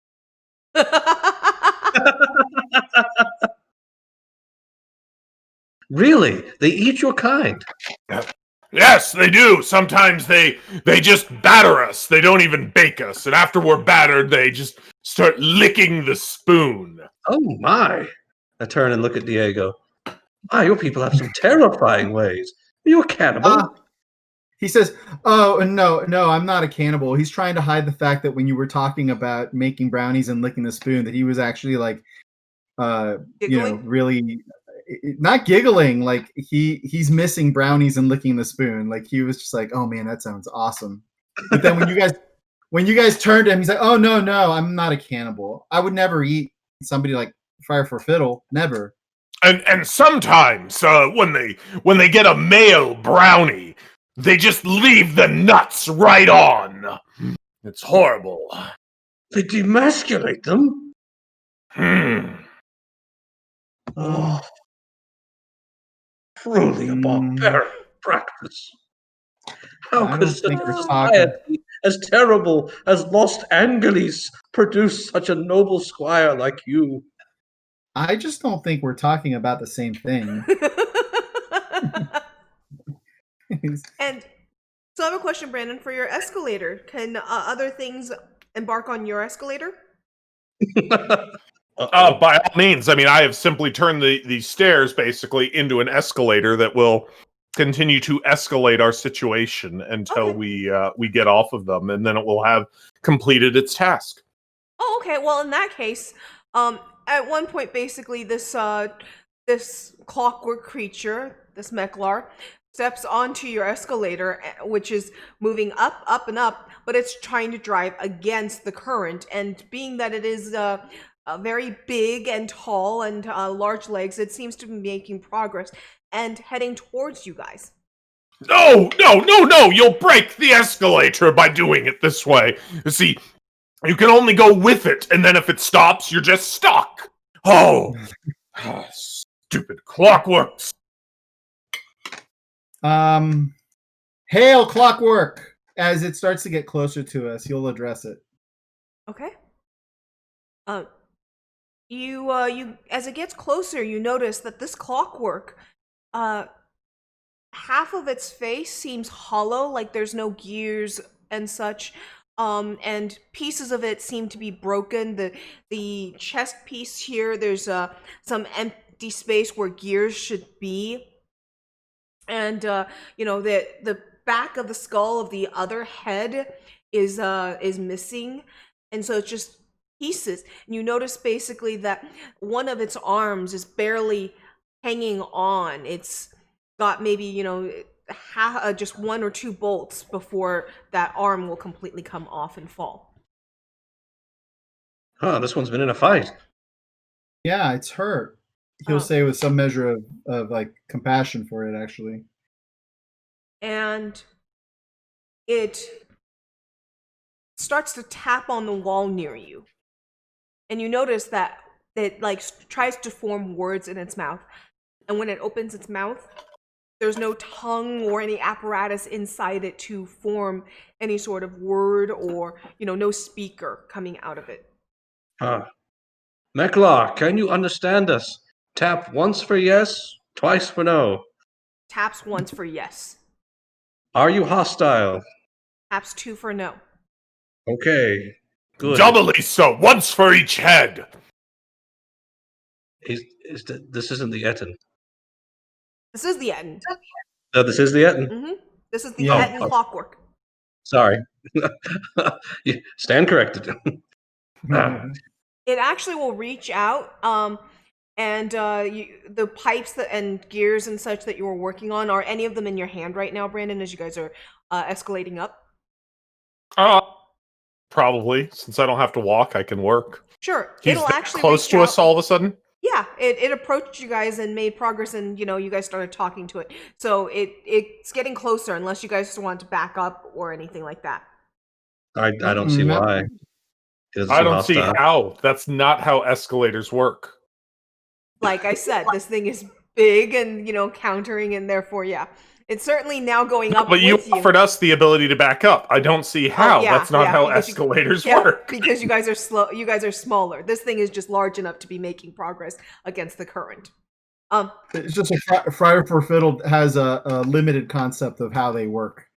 So he thinks he's actually like breaking all the laws of physics. Yes, I was stuck on an escalator for 2 weeks.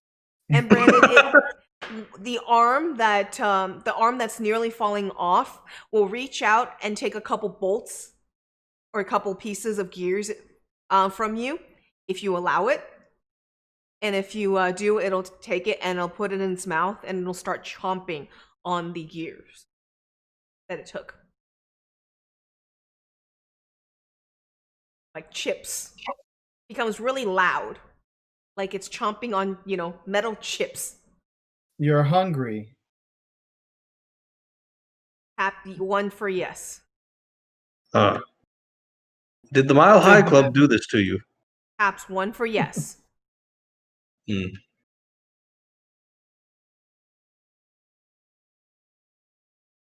We're here to stop the Mile High Club. Taps 1 for yes. Do you know how to guide? Do you know how to guide us to them? Taps 2 for no.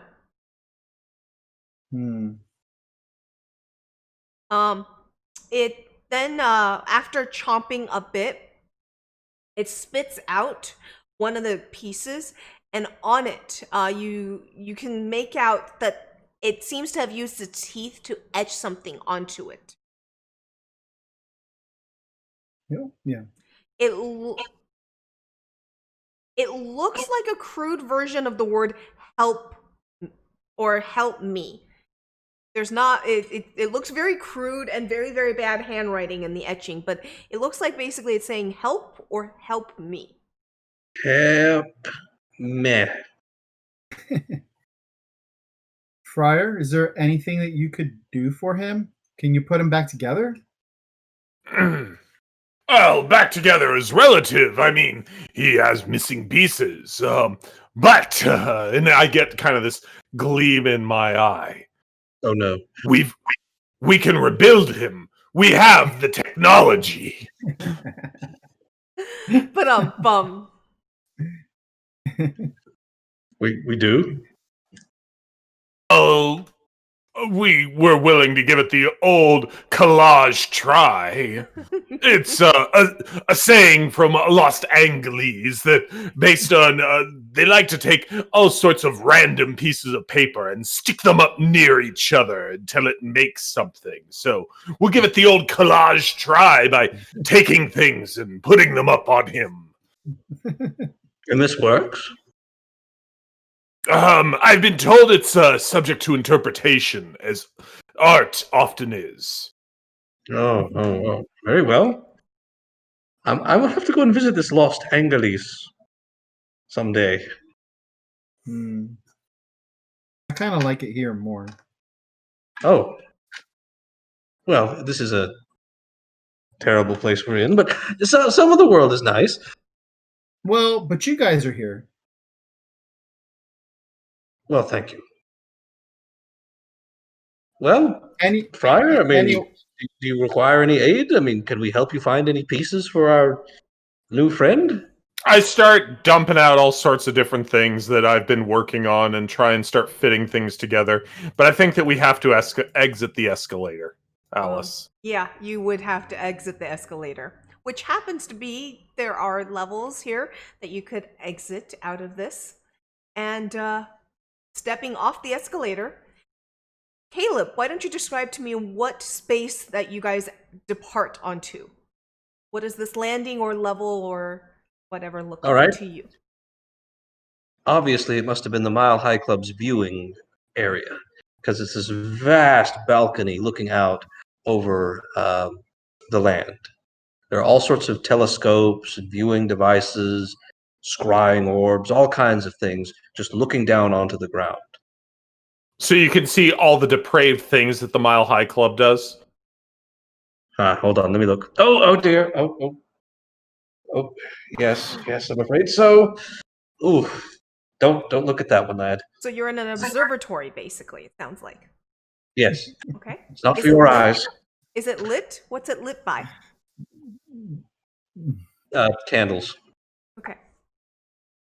So this observatory, it looks like it was once magnificent in its glory and beautiful and well kept once upon a time. But now it is covered in cobwebs. The things here are in disrepair, having rotted by time or weather, or maybe in some cases it looks like something or someone simply took it and threw it at something and broke it.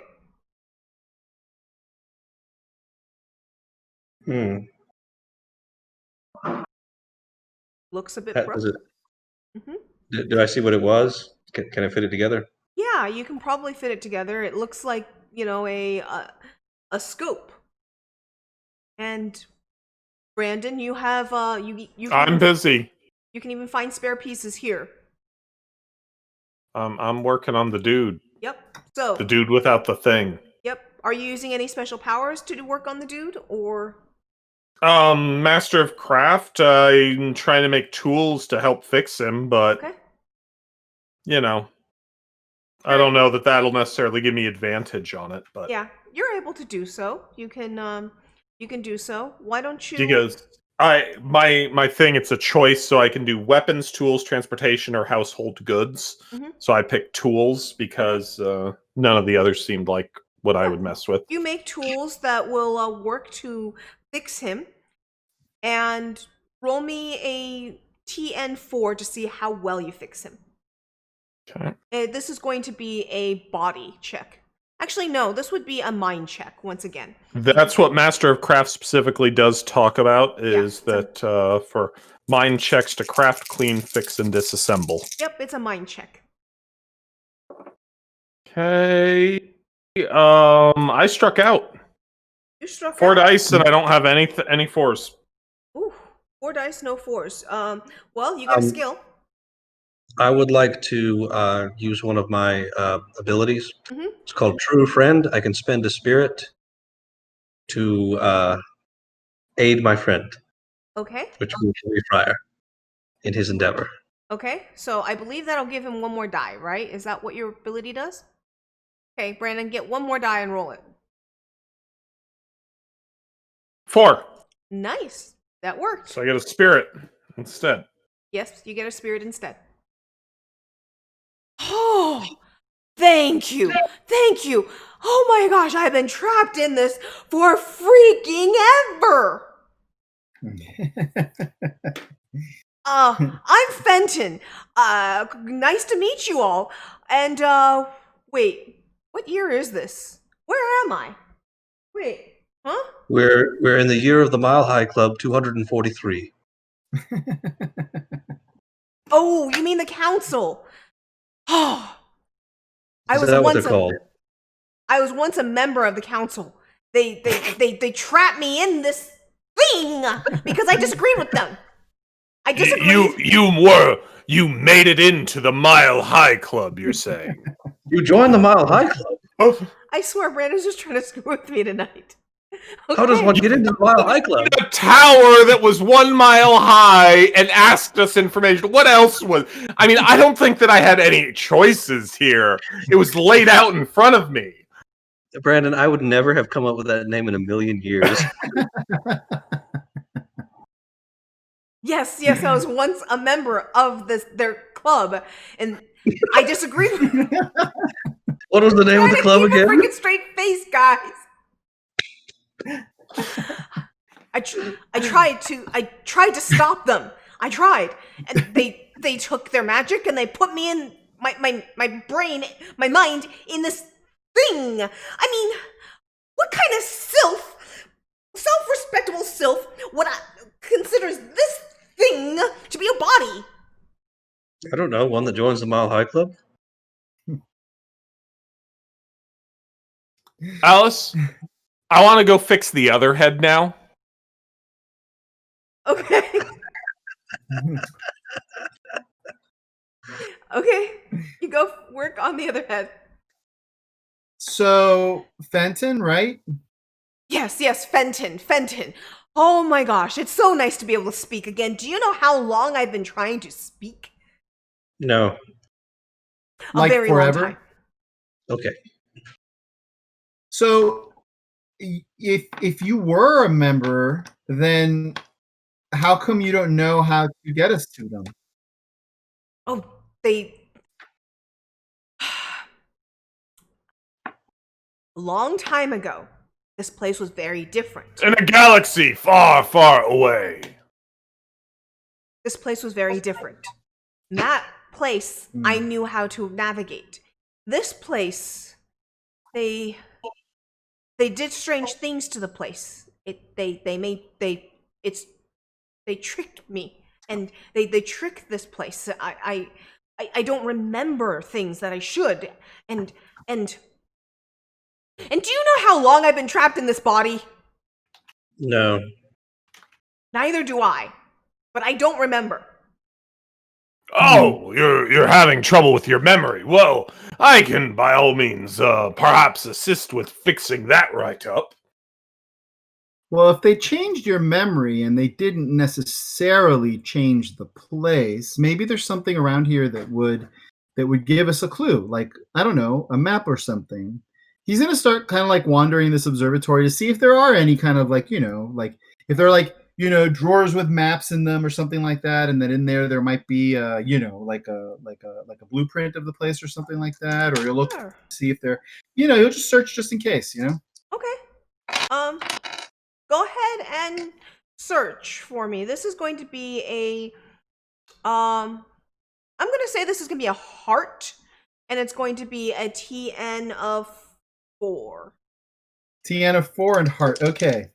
Heart is one of my specialities, so let's see what happens. Oh my gosh. Well, I am shadowed up. I got 2 6s and a 5. Okay, you get a shadow. Woo. But I also found the most stupendous, awesome map in the world, didn't I? Because I got 3 levels of success. Unfortunately, I don't have any conditions to remove. So when I get three successes, I get to remove a condition based on one of my abilities. But anyway, I think that's true. But and anyway, okay. Finding it, you swear, your own shadow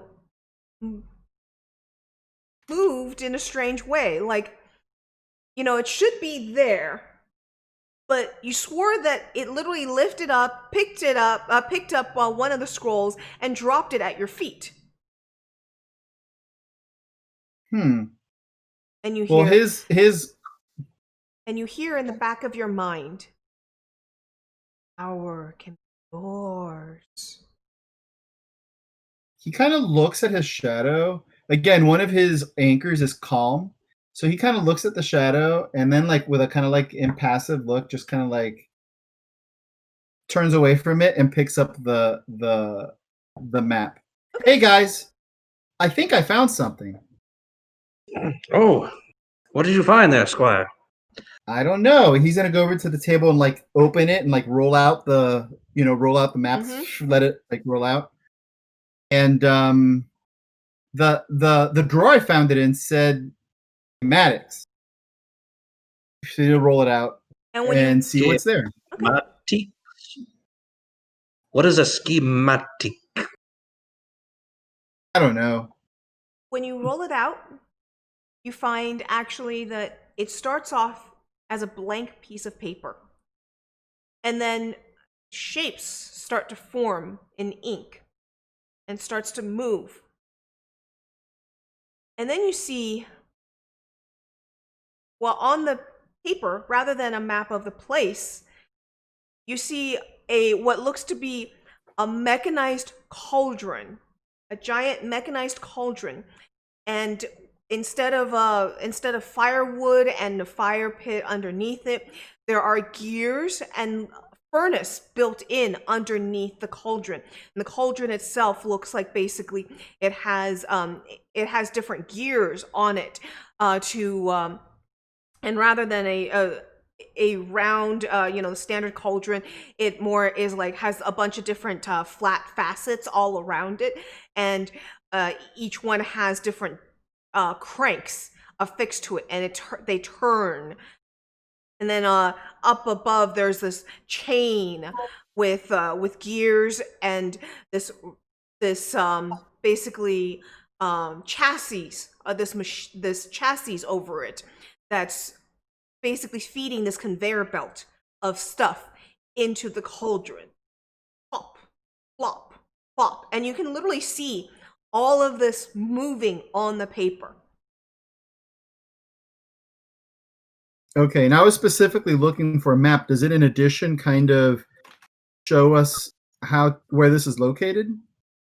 You see that this is located at the top of the top of the tower, and you can literally watch as it tries to draw, as if like it is the map, and it tries to draw a path for you up to the top, but it keeps shifting and changing, and everything outside of that cauldron seems to change. So it tells you it's this way, but then it like, no, that is not right, and so it moves and pieces change, and then it shows you a different path, and it doesn't work. And so, but the only consistent piece is that it shows you at the top of whatever path it's trying to make you is this cauldron at the very top. The auto cauldron. The dark tool of the Mile High Club. But you do notice one thing. You did roll very well, and you do notice one thing. That you guys are coming up on an area of the staircase, on the inner staircase, where the inner staircase disappears. There's not going to be an inner staircase, and there needs to be another path. And that part, the map is very certain about, and does not change. Okay, so we know where the other starting point is. What do you mean, where the other starting point? Well, you said there needs to be another path, and you said that right, the staircase is no longer going to be our path. Right. There needs to be another path, and you said that the map is very sure of. Yeah, that one spot. It knows you no longer have a staircase coming up. You guys maybe have 2 more flights before the staircase disappears. And then past that, everything just kind of shifts and moves constantly on its way up to the top of the tower where there's that cauldron. Okay. Well, what do you think? I mean, do you think if we carry the map with us, it would like eventually get us there? Or do we need to do something else to get to that cauldron? Well, it's a possibility, lad, but we won't know until we actually there. Still, good work. Thank you. All right. Well, have map, we'll travel. Let's go. You take the map.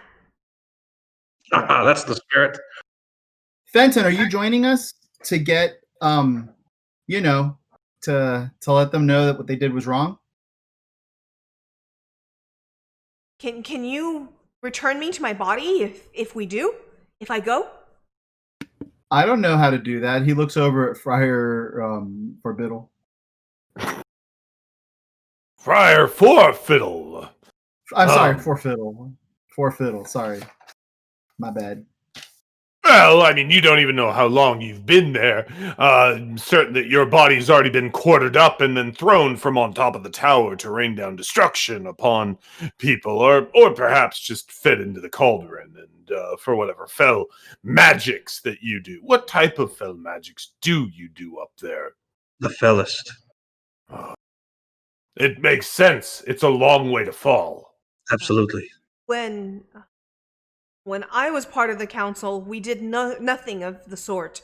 We were guides, navigators, and we helped travelers. Were you pilots? No, I was not one. I was not a pilot. Stewardess. They call flight attendants these days. Thank you very much, Mr. Politically Incorrect. I don't know what any of Old. them.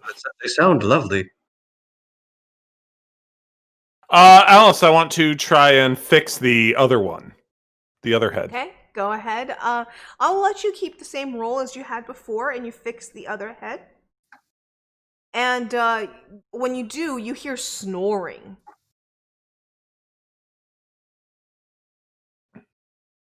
I will pull out an air horn, Okay. hold it up to them, Mm-hmm. and then let loose. Okay. Very loud. You blow it, and the snore goes. Is it time to light the light? Is it? Where's my drink? It's time to play the music. It's time to light the lights. It's time to get things started on the Muppet Show tonight.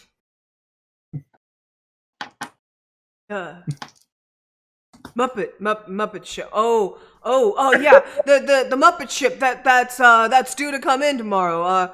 Where's my drink? Where's my drink? Who are you? You can't drink anything. You're made of metal. Don't be absurd. I'm not made of metal. I'll have you know oh, sir. What was the picture's name again? Sir Bumanes? Yeah, sorry, could you say that one more time? Sir Bumanes? Okay. Sir Bumanes of... Oh gosh, where's my drink? Ah. Oh no! He looks over at you, Saber. This one. You're him. Whoa. The noble yes. and brave Sir Bumanes. Yes, I retired and I was helping to maintain the lighthouse, guard it from trespassers and would-be bad doings, and this is the worst hangover ever. You retired to the Mile High Club. You're a drunkard. I'll have you know I'm a functional drunk, thank you. You're still a drunkard. And I can stop drinking anytime I want. Now, where is my drink? Actually, I think that you'll have more trouble starting your drinking now.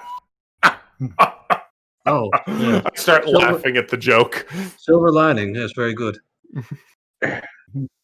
Okay, look at me, Sir Bumanes.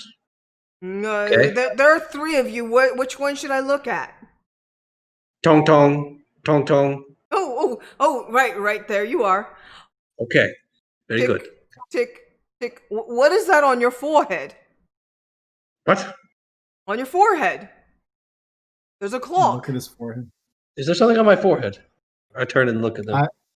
I don't see anything. He'll look closely. No. No? No, there's a clock. Look, right there. There's a clock.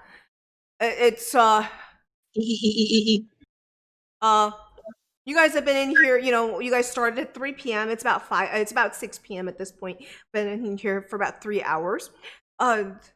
6 hours until what happens? We have to get moving. Until the storm starts in earnest, which will rain destruction down upon the land, and is one reason that we're being pressed into ascending the tower. So therefore, Saber here and Diego can dispatch of the Mile High Club, ending the tyranny of members being able to just kind of launch quarters wherever they wish. Yes, it's very terrible. Sir Bumanes, we need your help. I know that in your state right now... I've sworn an oath to protect those in need. What can I do for you? Well, first I need you to sober up. Quick, give me a hot cup of oil.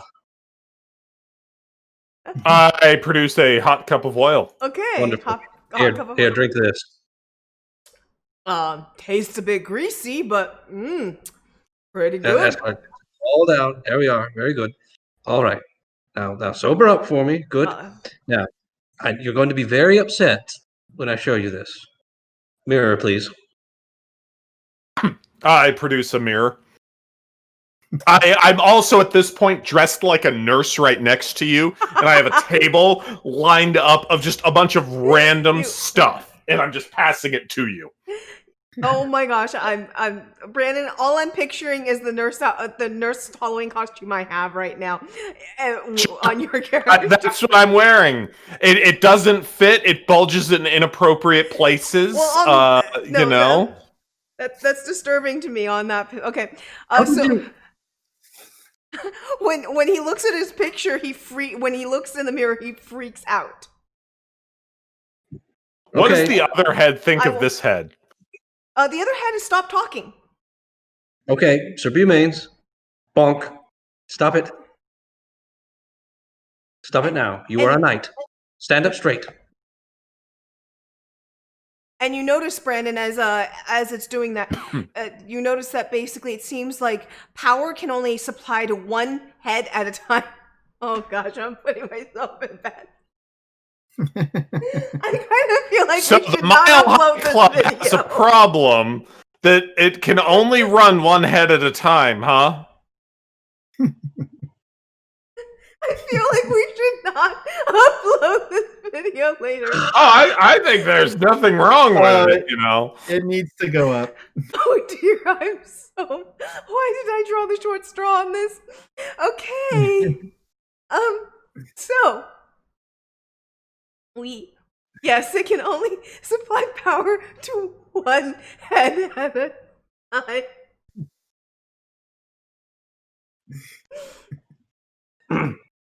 All right. You okay there, Pumpkin? Oh yeah, Right? I'm okay.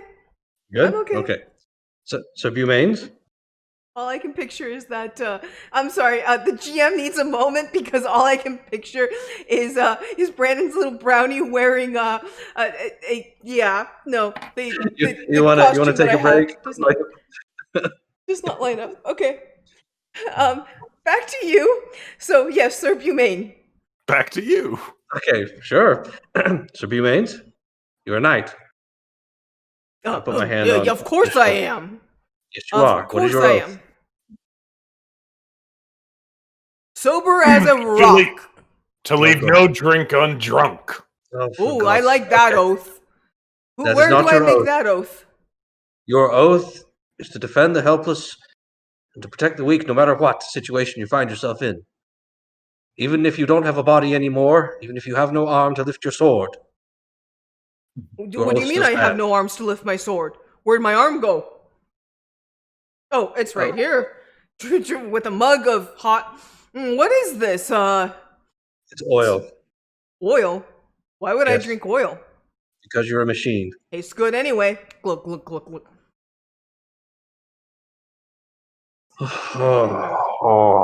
Okay. Never meet your idols, right?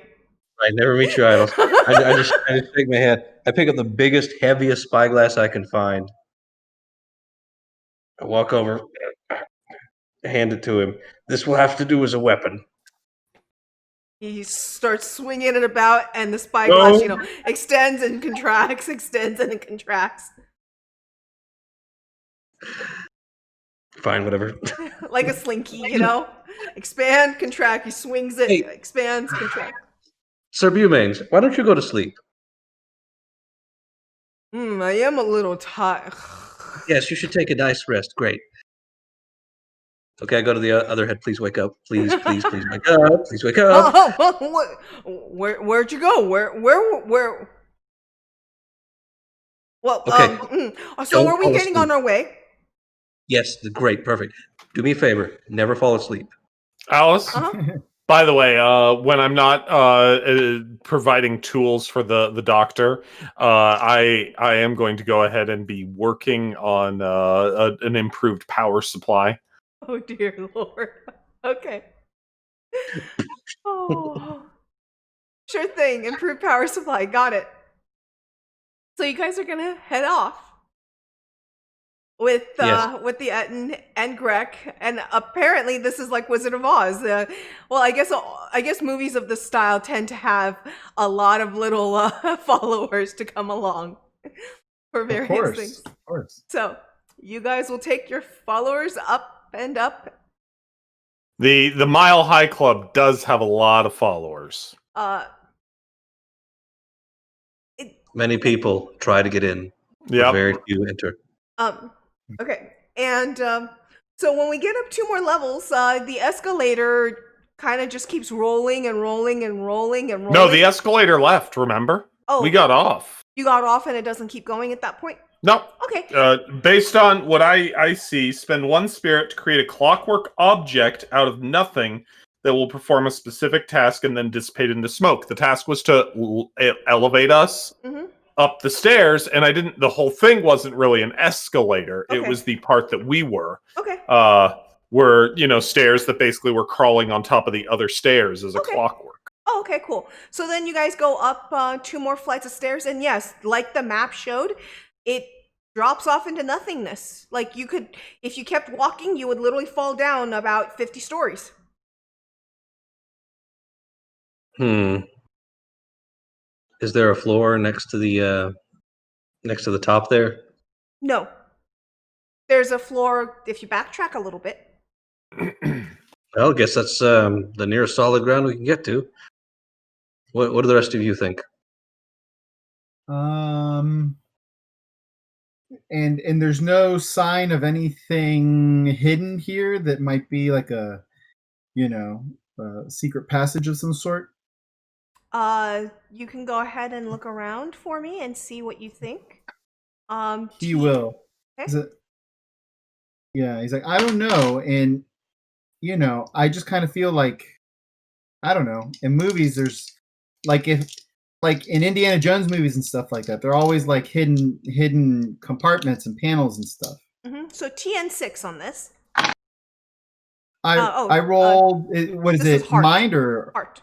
Heart. And what's my target? I rolled 2 4s and a 3. The target was going to be 5. Actually, I started with 6, but the target would be 5. Okay, so he failed. Anyway, I don't see anything, so I guess we may as well go back. He's gonna look at the map, pull out the map, and look at it. And if we backtrack to that floor, does it look like it might connect to something that would go on, or does it seem like it would be based on the map? Does it seem like it would be the wrong move? The map doesn't show you anything on the previous floor, but it shows you the observatory where you guys last were. So it was just the map of the observatory? No, it when you start looking at the map, the and the shape and the shifting and such like that, when you're trying to see about something in the previous floor, you don't see anything, but because it keeps just shifting and not giving you an answer. But it will show you the observatory floor that you guys left with Fenton and Sir Burmain.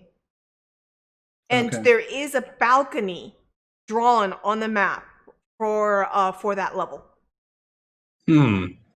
Perhaps. Well, maybe the solution is outside of the tower rather than inside of it. Okay. That could work. Let's try. Okay.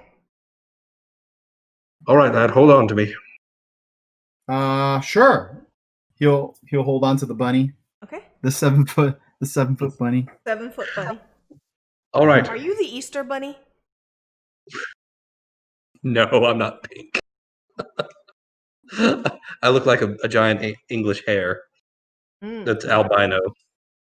So I'm stark white with pink eyes. All right. So I'm going to try to climb onto the balcony and then climb up the side of the tower. Okay, so you guys go back to the observatory first. Okay. Yeah. So you climb onto the balcony, and Brandon, actually, make me a. You get to make me a mind check. I make you make a lot of mind checks, but yeah, this would definitely be mind. Mind check of DC 4, TN 4. Double six, I get a shadow. Okay, Brandon, when you guys start moving out onto the balcony, you remember seeing, looking down and looking around, this is where the glint was, where you saw a glint off the side of the tower. Okay. I start looking for the source of the glint. When you start looking for the source of the glint, you go, huh, there's an invisible staircase right here. Tap, tap, tap. Yep, completely invisible. Tap, tap, So, tap, walking on I air. produce my bag of sand, Uh-huh. and I'm like, you see, sometimes you just have to take a leap of faith. Gentlemen, it's been excellent working with you, but here's my curtain call. What? And I step off. No. See? I told you. Sand the place. And yeah, he lights up, with sand, an invisible staircase. Oh, I smile and I do a bow. It's been a while since I did a good magic trick, by all means. Wretched trickster! I thought you were going to plummet to your death. There's still time for that, but I'm not in a rush to get to the actual curtain call. you got me with that one, Friar Fiddle. That was a good one. Do not encourage him. Oh, Well, it was a good one. Actually, yeah, don't encourage him because he's already made a lot of bad innuendos tonight. Okay. All right. I guess we go up the invisible staircase now. Okay. As you start traversing up the invisible staircase, the lightning that Brandon you saw charging up and down and all around the building, it is definitely getting stronger than it was earlier. And you can feel that static charge all around you. Your hair is starting to poof, especially Mr. Rabbit. You basically turn into a hairball. Yeah. Saber has turned into a walking hairball, guys. I don't judge. This is unseemly. Yeah, this would take a lot. Maybe pour a cup of oil on yourself and just start, slathering it all across. Absolutely undignified. Ridiculous. So, the one problem with pouring oil on yourself is that if electricity does hit you, that's gonna hurt. I don't know that. True. You don't. So oil, and so yeah, you get your fur nice and matted back down and nice and pretty as you're walking. I give him some nice Valvoline. Valvoline? Mm-hmm. What is Valvoline? Well, it's oil.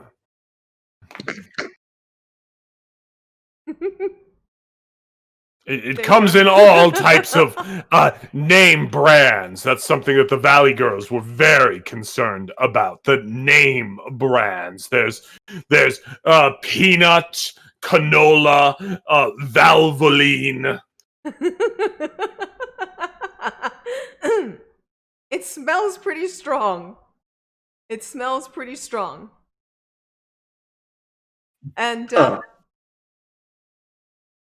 And as you guys continue to move up, the ghosts and the demons and the things and such things, they're getting worse. And some of them, it's like a Castlevania movie. Like a Castlevania video game, because some And they're the Medusa heads. I'm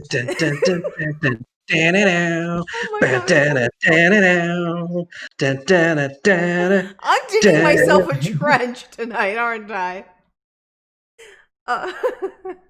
Okay, so continuing to dig my trench, there are some of the ghosts and demons that pull away from the massive cloud up top. They seem to take physical form, and they start smacking themselves against surfaces. And you see basically one drops into the ground hundreds of feet below you guys like a meteor, and poof, you can see it literally straight beneath you guys, because you guys are on invisible walkway. And another one strikes, and this one comes out and strikes at Diego, actually. Diego, this just form just comes out of nowhere almost, nearby, and just smacks right at you. Why don't you tell me how you would defend yourself against it?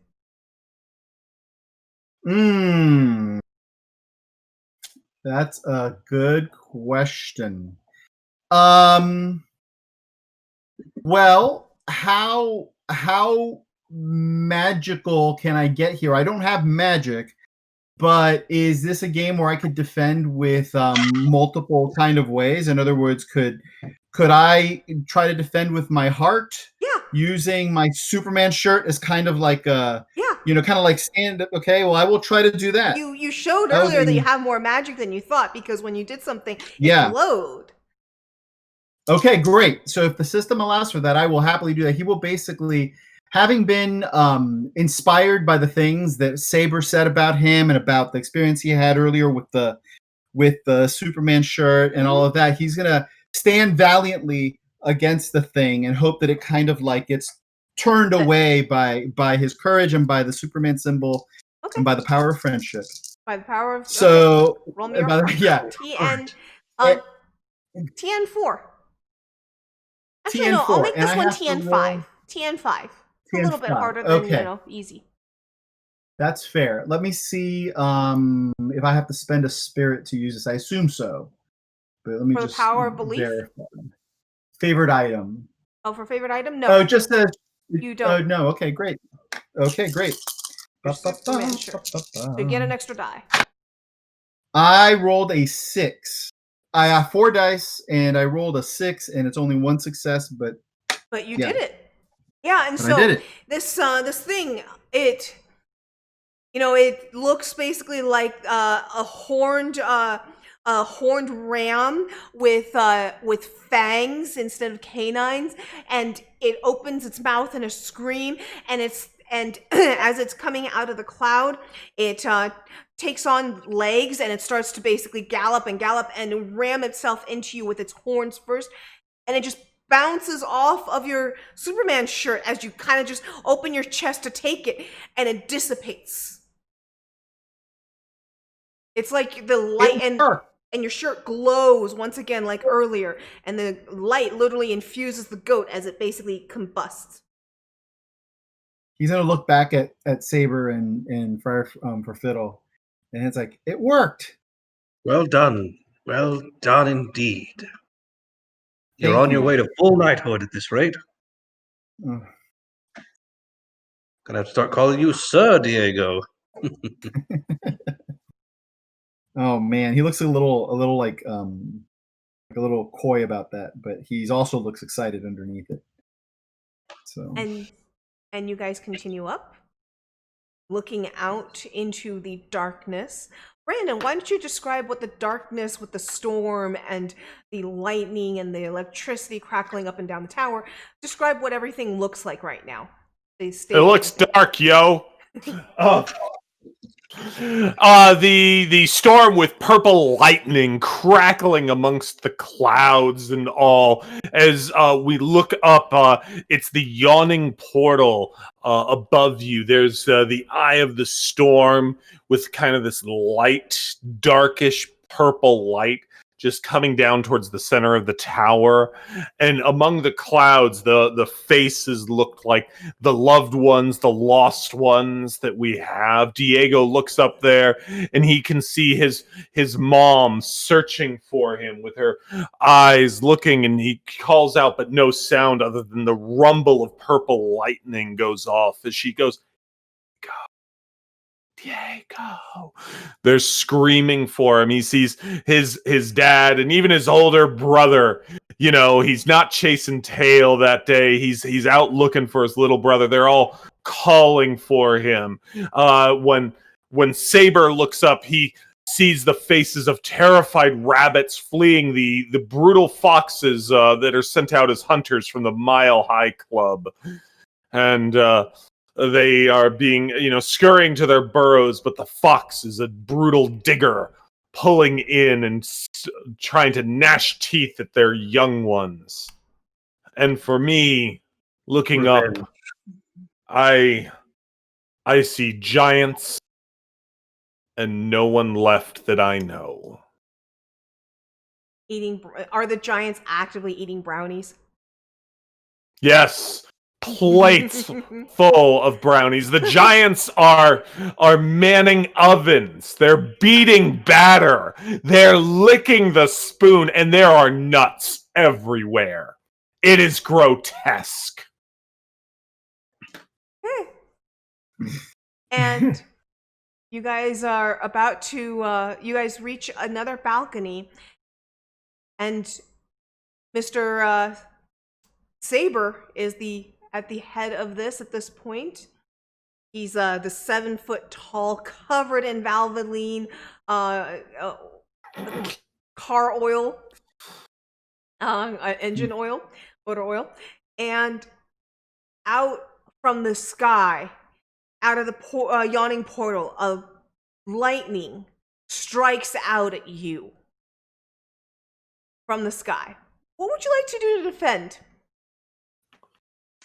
I would like to use my talent and jump out of the way. Okay, I'm going to make this a TN6 because you are covered in oil, and I will let you use this as a body check, jumping out of the way. TN6. All right.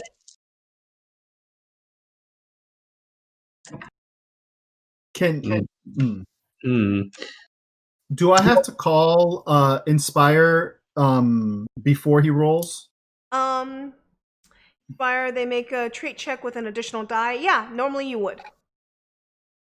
Okay, can I then do it? He hasn't told me what he's spend rolling. A spirit. I'm gonna spend a spirit. I'm gonna be like, Is your heart 3 or 4? Saber, watch out! Yeah, I have a 3 heart, so okay. It's 2 extra dice. Okay. 2 extra dice on your body check. Two extra dice. All right, yes. Then I need to get another dice. Alice? Uh-huh. I'm going to take out used tires from my bag and start making armor for myself. Okay, are they Goodyear tires? Some of them are car tires, bits and such, but more I'm thinking like bicycle tire type stuff. Okay. The TN was 6, right? Uh-huh. I got 1 6. Okay. You got 1 6. And because with the help of Diego seeing the lightning coming, going, watch out! You go, huh! Jump, and it strikes right next to your foot. Oh!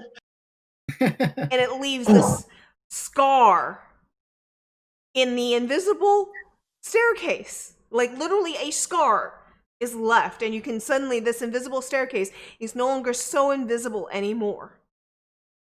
You thought you were so much better than us, just sitting there being invisible. Well, now look who can be seen. Thank you, Diego. And you guys all make it onto the balcony. And this is where I'm going to end Act 1. So this is going to be fade to black. Okay. So traditionally now we do a quick little feedback section. So who wants to start tonight? I had a great time with you guys. Lots of fun. As for the system, which is more what our feedback is supposed to be, one thing that we did a little bit of this last week. As a character, you've got your character sheet and your playbook, I guess, and you get some things. You get 3 things that are automatically assigned to you based on the race archetype, whatever it's called, that you pick, and then you get to pick 2 other talents. And I know that this game is meant for shorter arcs. Getting 2 can often feel like a whole lot rather than just kind of getting 1 that you pick, or maybe that you'd only have 2 pre-assigned and then get to choose 2 of your own. It's by all means a fun time, getting advantage, trying to find ways that you're looking. It reminds me a lot of some board games that I really do like, where you're telling a communal story. Those are some thoughts from me. Awesome. Who's next? Now that I've had another chance to play in the system and I understand it a bit better, it's actually pretty good. It's very simple. There does need to be a bit more variety in the talents, though, because some are just really, really good, and they're just no-brainers. You will take this. Like Fearless, for example. Oh yeah, absolutely. Because there's a lot of scary things here. So yeah, why wouldn't I take that talent? Yes. Um, I think there needs to be some mechanical effects for anchors rather than it just be a character guide. I think this needs to have more of an in-game effect if you're required to pick 3 of them. They are a way that we're supposed to recover spirit from. Yeah, so if you're hitting your anchor and you need spirit, just tell me this is your anchor and I can give you a spirit back if you hit it well enough. You know, you Oh, can't. drat! Oh, drat! I could have got that several times then. I'm dramatic. You've definitely gotten a spirit or two. Actually, I would give each of you to thank you. So for that, go and remind. I take 3 spirit because there were 3 times where we were very much, that are super memorable. And Caleb, what were yours that you wanted to flag that I'm sorry I didn't catch? I was trying to, but I'm, juggling a lot of things. I had the notes on the side. Sure. Honorable, practical, and courageous. You definitely were courageous at least twice that were strongly notable, and honorable you definitely were as well. So you also get 3. Aldo, let me look at yours on the sheet that I have. Yeah, they're calm, creative, and empathetic are his. You were calm, so yeah. Also get 3. I'll give each of you 3. From the way that you guys were, and I'm sorry I didn't. It's good to flag me on it by all means when you are that. But it has to be pretty strongly pivotal. You can't just do any courageous thing and get it because it is supposed to be similar to hero points in a way. So Gotcha. Okay. Yeah. okay. So That makes more sense then. Okay. Back to your feedback. Yeah, what a charming little game. I mean, I really really enjoyed it. Part of that is the genre, right? I've never actually played in this genre, but these are all movies that this is inspired by movies that I loved as a kid, and so part of it is that. Part of it is you guys, right? And Alice, I thought you did a beautiful job as game master. You know the genre, you evoke the genre, you rewarded, right, us leaning into the genre. So a lot of it is system. A lot of the stuff that I loved about this was had nothing to do with the system, but in a hidden way, maybe it did. I'm a big fan these days of rules light games. I do find that they help me to engage more with story because discussion, gaming doesn't devolve into talking about numbers and jargon, right? And this, I felt like it did that beautifully, right? Like it did what it needed to do. A very straightforward. It reminds me a little bit of the tiny D6 system in some ways, right? In the task resolution, but I actually like it. I think I like it more than than tiny D6. In that, if I remember correctly, in tiny D6, the TNs don't change. There are different TNs depending on whether you have advantage and stuff, but basically the basic success rate, if I remember, is flat. In this, I like that you're able to alter the TNs. And I haven't taken as close a look as everybody else in terms of being able to figure out whether I think some talents are not as useful as others or whether we have too many. I kind of felt like I had. I mean, there's some of them that I didn't use, but I kind of felt like I had just enough, and what I did have, I was able to use in ways that were fun for me. So I just really enjoyed it. Like I was thinking the whole time, it's like, well, when this comes out, I'm buying it. I would just like to add it to my collection and maybe be lucky one day to run it with folks as well, as well as with you guys. But yeah, no, I had a great time. So thank you, Alice, and thank you entire crew, Brandon and Caleb, and thank you creators of the game. Yeah. Well, thank you very much for the compliment. As you know, I get very nervous about running. As for my feedback on this, the system is very simple, as we've gone over. I had the opportunity to play it briefly with Craig many months ago, and this is certainly a later iteration where there have been a fair amount of changes and additions. The game is definitely very narrative. He gives us playtesters, I think it's like a total of 12 scenarios that we can choose from to play around with. The scenario is only about 600 words, So it's 2 pages, just under 2 pages for each scenario. It gives me a few jumping points. The scenarios remind me a lot of Ghost Echo, where there's a lot of little things where, you know, you just pepper in where you see fit and how things work. I definitely think that I'm going to be responding about the structure of this a little bit, because I think that the prologues for them, they kind of are intended in some regards to be read to you guys, but in other ways I feel that it gives away too much when the prologues are read to you guys, because in the case of this one, if I told you the 4 questions I asked you guys is strongly linked to the prologue. And so me not telling you the prologue, it definitely is interesting. It's an interesting dichotomy. But in the prologue, there was information that I feel you guys finding out now would not give you the experience of the exploration and discovery. So I'm interested in finding out how that's supposed to go. But yeah, sorry, what? You're Ken? saying that that it wouldn't have been the Mile High Club had we had a clue on the prologue? Oh yeah, it would not have been the Mile High Club. And it probably wouldn't have been a cauldron. It would probably have been something else. But, you know, I amalgamated the cauldron and what it is into one big thingy, so that it's both.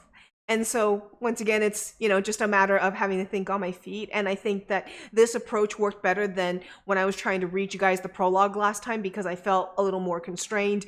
And I felt like, well, and so this time keeping it, there's more exploration, I think. But I had a lot of fun with you guys. You guys were a blast. I'm glad that you guys liked the way that I directed the situation and such. And I look forward to Act 2 and Act 3, because once again, this is meant for shorter campaigns. So between 6 to 10 hours is the whole campaign. Okay. Nice. You all. All right. Hey Blades! Thank you so much for watching another Babies with Knives video. If you liked what you saw, please don't forget to subscribe to the channel. Go follow us on Facebook and Twitter, and come join the conversation in our Discord server. If you want to keep content like this coming, come check out our Patreon and consider subscribing. All links for this is provided in the description below. And remember, come back next time to get honed!